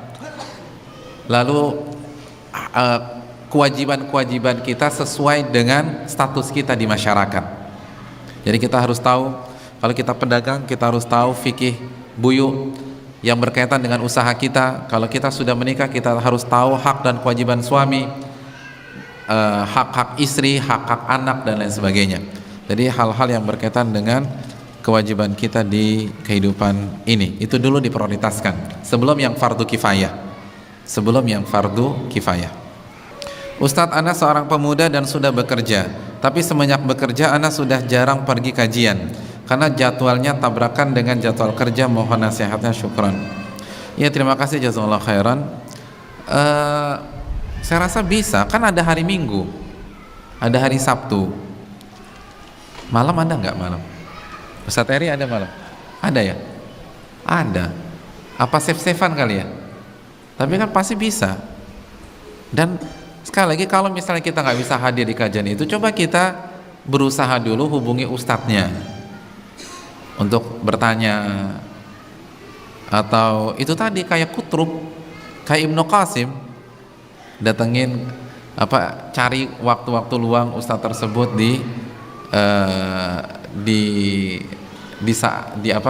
di kesehariannya, misalnya dari rumah ke masjid ketika sholat subuh. Pokoknya cari sekuat tenaga, dan bekerja bukan halangan. Dan saya tahu ada beberapa ustadz yang dulu waktu belajar itu sambil bekerja. Saya tahu ada ustadz yang dulu ketika bekerja sambil nyambi jadi satpam. Jadi paginya belajar, lalu malamnya jadi satpam sampai pagi. Jadi kalau kita dulu ngelihat beliau itu ya kurang tidur begitu deh, tapi benar-benar sungguh-sungguh dan jadi. Saya yakin kalau saya sebutkan namanya, mayoritas di sini tahu siapa. Sebagian besar tahu. Saya tahu ada ustadz,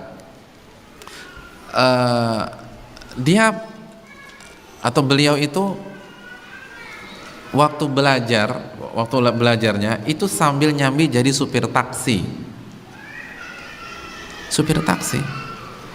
Dan jadi pagi belajar, dan belajarnya nggak sampai S1, nggak. Dia belajar kurang lebih 3 tahun, lalu dia kembangkan sendiri, dia baca sana baca sini, itu pagi hari. Malamnya supir taksi. Dan kalau saya sebutkan namanya, saya yakin semua antum tahu. Kalau nggak semuanya, 99,999% tahu siapa itu. Karena ustadz besar. Siapakah dia? Saya tidak beritahu.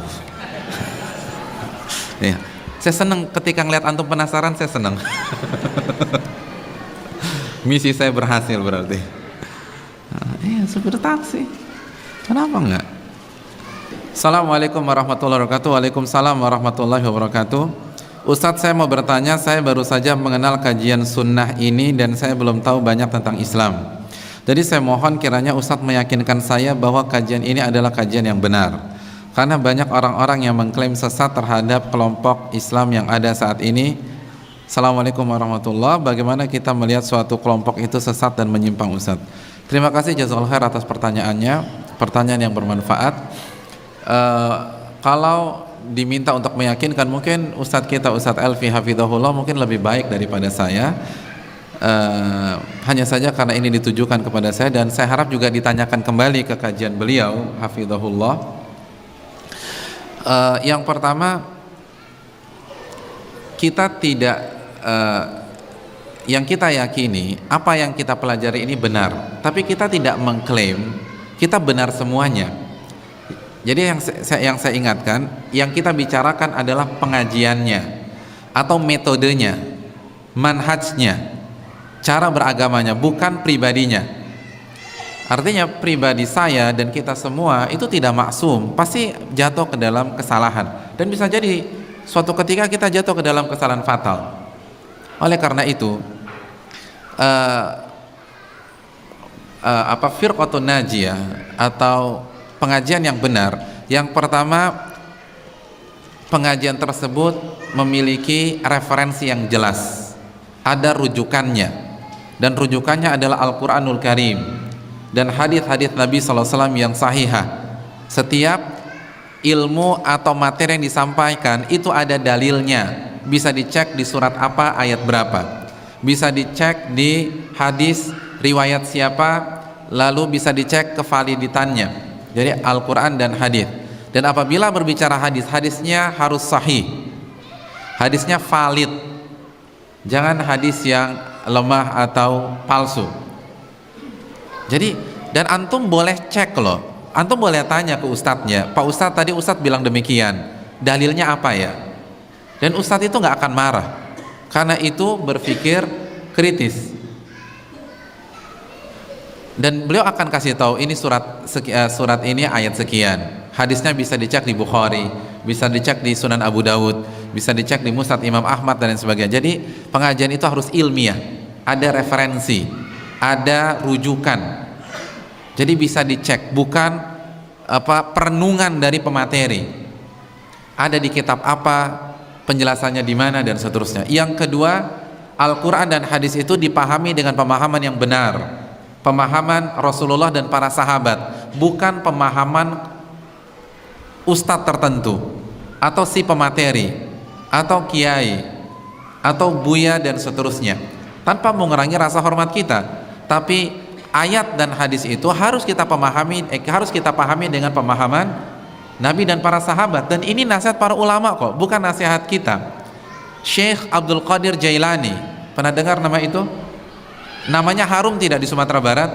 Harum. Beliau pernah berkata, memberikan nasihat dalam kitabnya Fathur Rabbani.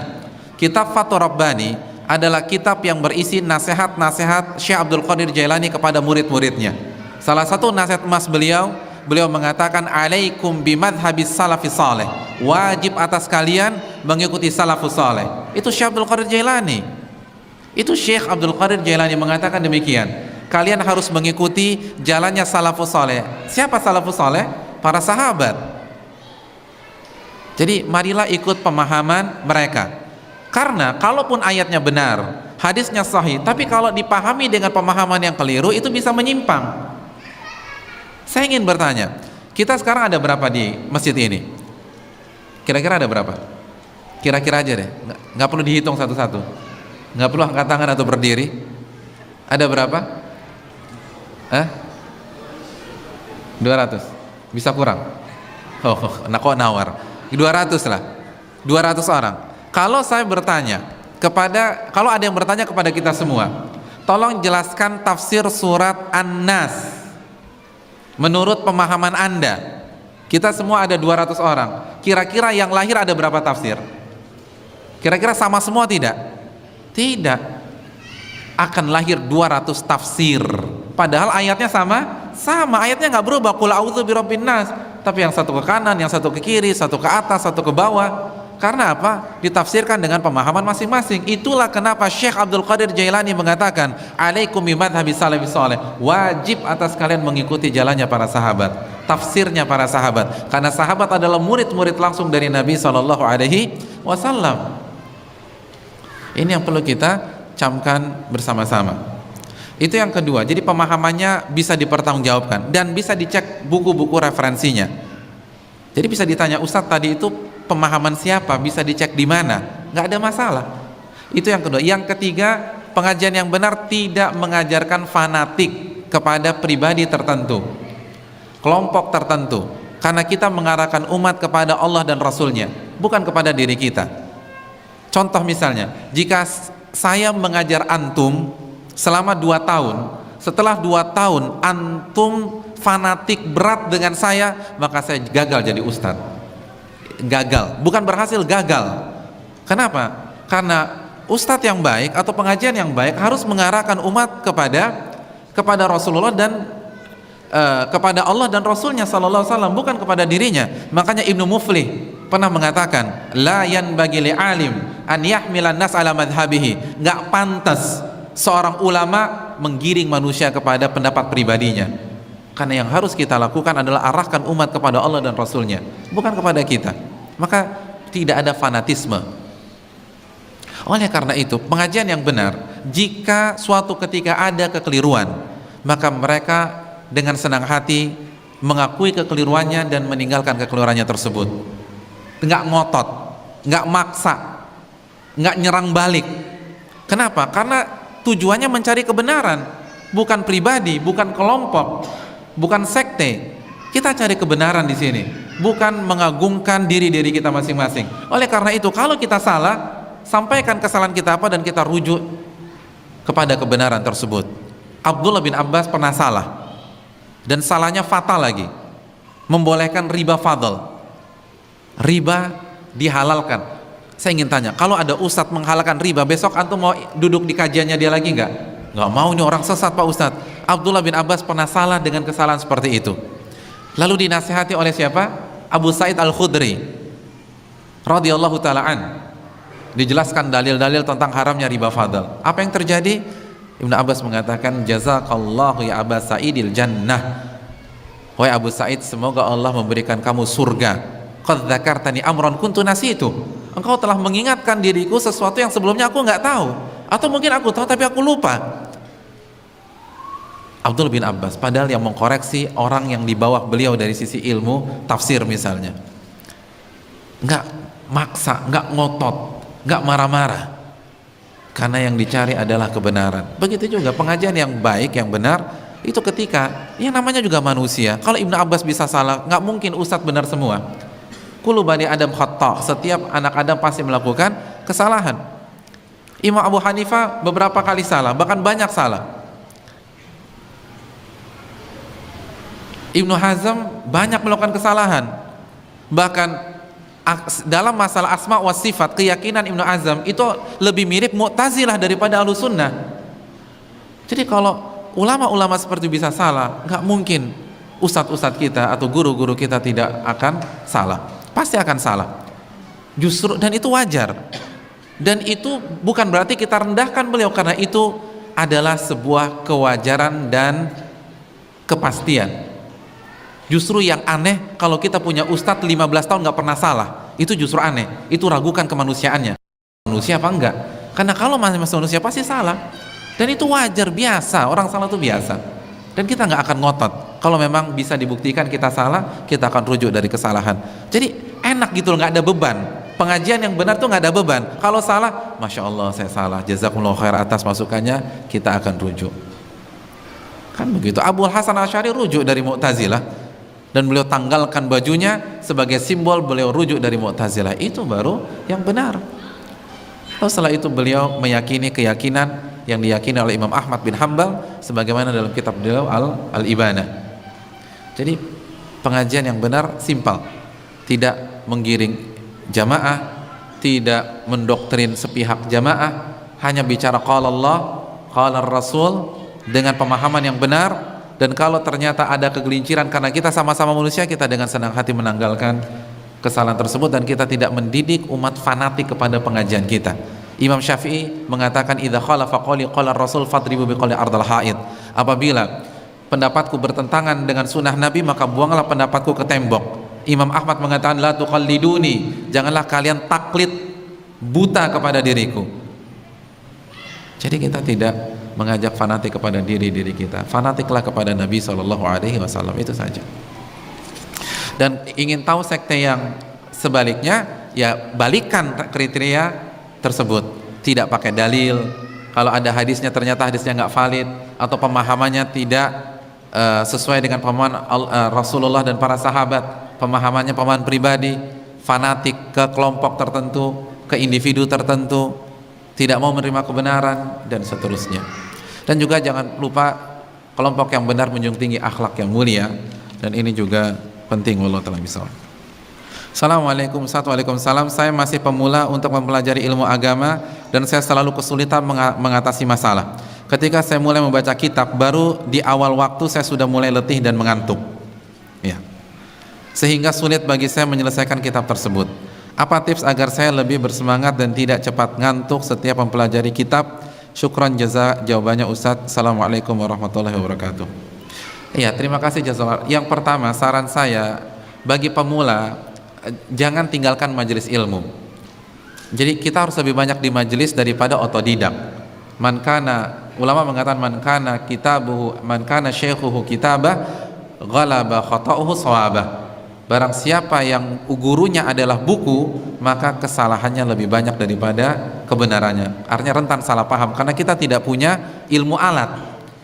Kita rentan salah paham.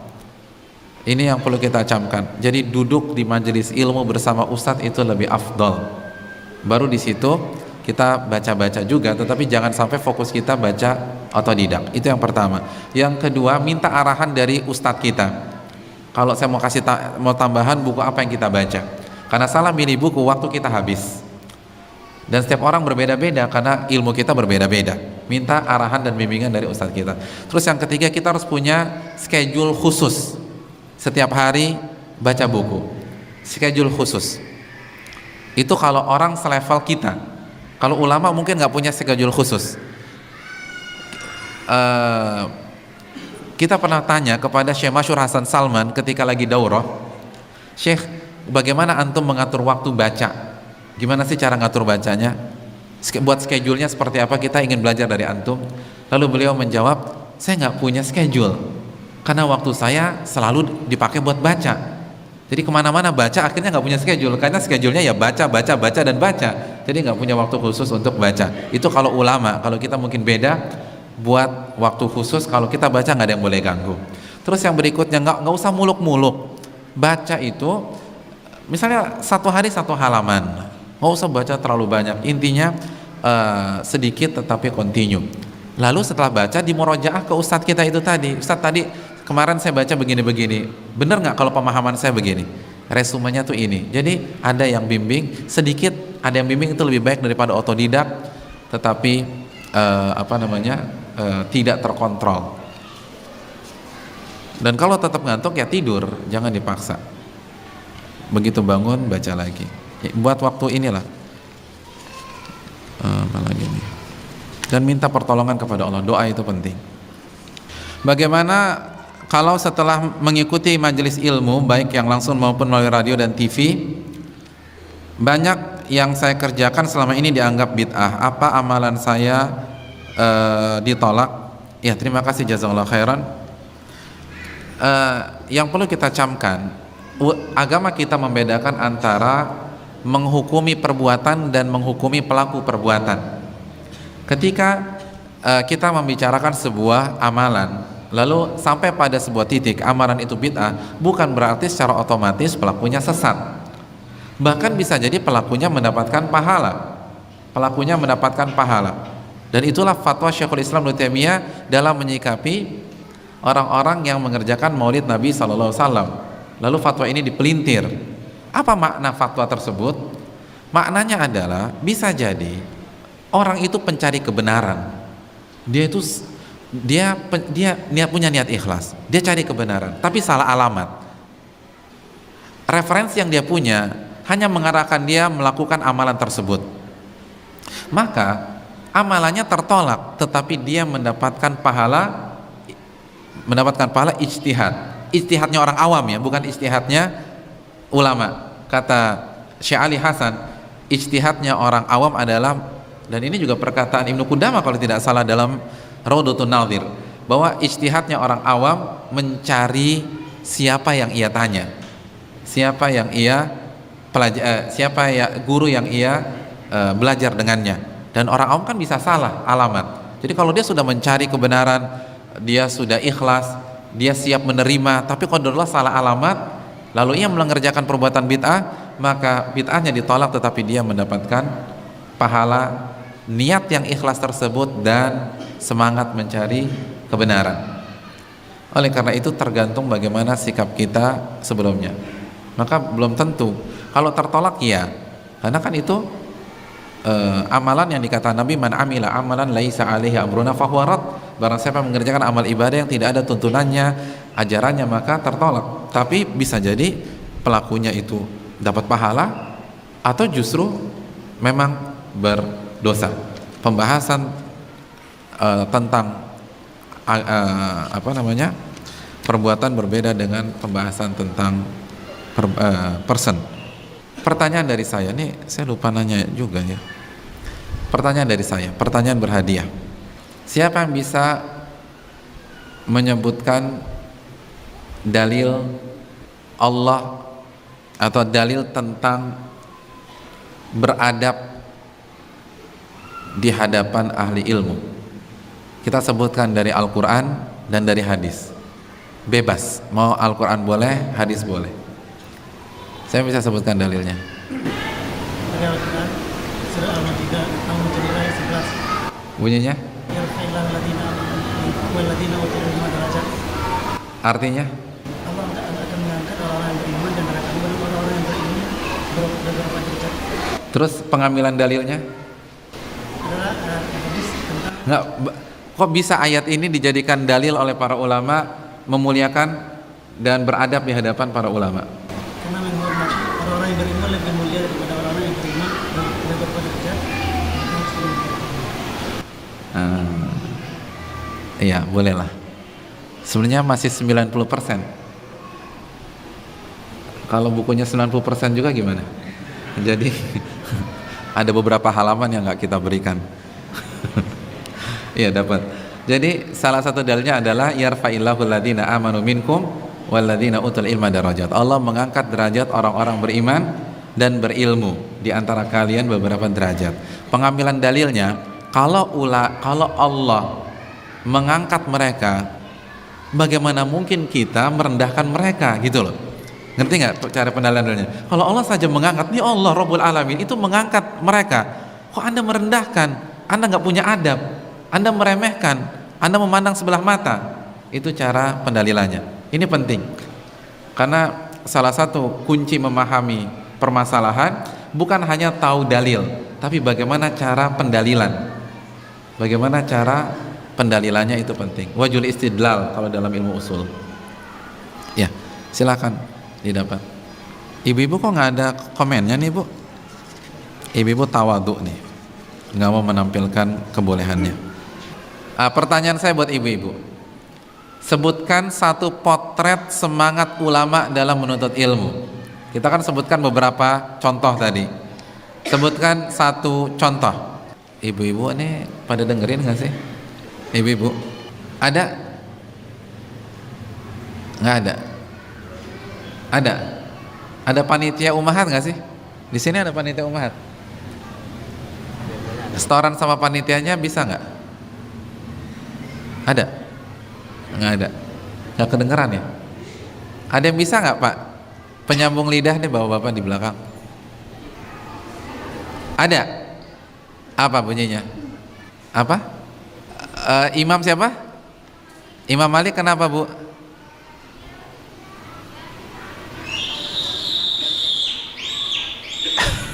Sebentar, pas lagi teriak-teriak lagi itu anak-anak. Gimana Imam Malik kenapa?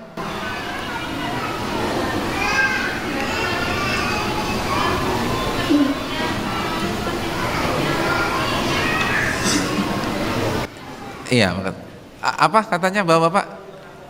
Oh, menjual atapnya apa gentengnya? Oh iya, benar-benar nih. Iya, makasih Bu. Ibu mau apa? Sebentar. Ini ada berapa? Nanti suruh beliau milih aja deh. Ingat semuanya kok kita bagi di sini. Nanti habis kajian minta ke panitia ya, atau mungkin ada panitia yang datangin ibu milih.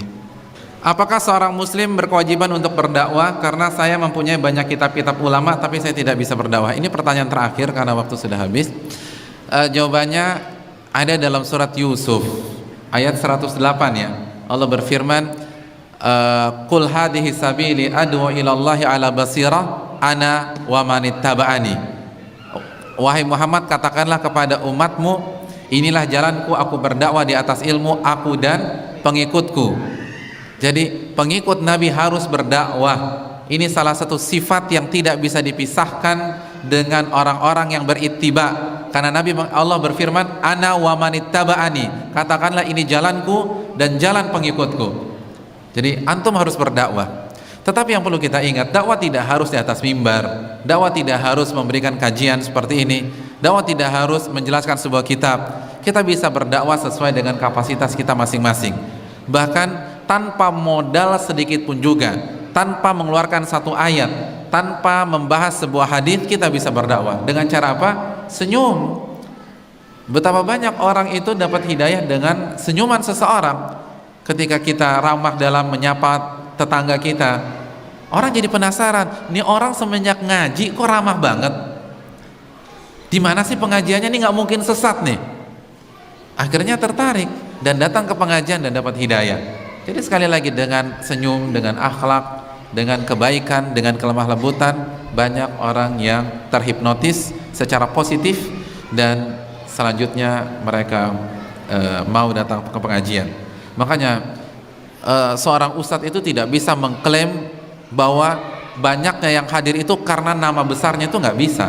Karena betapa banyak orang hadir bukan karena dia, tapi karena diajak temennya yang udah ngaji, diajak keluarganya, bukan karena ustadznya. Dia nggak kenal ustadznya siapa, tapi temannya ngajak. Ketika temannya ngajak, dia dapat hidayah. Jadi semua punya peran besar di dalam dakwah. Oleh karena itu kesempatan ini jangan disia-siakan. Wallahu ta'ala bishawab. Saya rasa cukup, sudah jam 11:30. Tadi kita mulai kita tunda setengah jam, maka diakhiri juga dengan lebih setengah jam. Wassalamualaikum warahmatullahi wabarakatuh. Terima kasih banyak atas atensi dan perhatian jamaah sekalian, dan saya sangat gembira bisa hadir di tengah-tengah bapak-bapak dan ibu-ibu sekalian. Dan mohon maaf apabila ada kekurangan dan kesalahan. Sekali lagi, kalau Imam Syafi'i saja mengatakan, jika ada pendapatku yang bertentangan dengan sunnah Nabi, buang saja pendapatku ke tembok, apalagi orang yang sedang berbicara di hadapan jamaah sekalian. Kalau ada hal yang salah, maka buang saja apa yang saya katakan dan ikutilah sunnah Nabi SAW. Dan sekali lagi perlu saya ingatkan bahwa kajian seperti ini adalah kajian refreshing untuk mensupport kajian rutin yang sudah ada di lingkungan bapak-bapak dan ibu-ibu sekalian. Dan inti dari penambahan ilmu ada di kajian rutin, maka bersemangatlah dan bersungguh-sungguhlah bermajelis dengan ustadz-ustadz kita, karena disitulah kita akan memperbaiki iman kita, takwa kita, akhlak kita dan ibadah kita. Wassalamualaikum warahmatullahi wabarakatuh wa ala alihi wa sahbihi ajma'in. Subhanakallah bihamdik, syahadu la ilaha illa anta, astaghfiruka wa atubu ilaik. Assalamualaikum warahmatullahi wabarakatuh.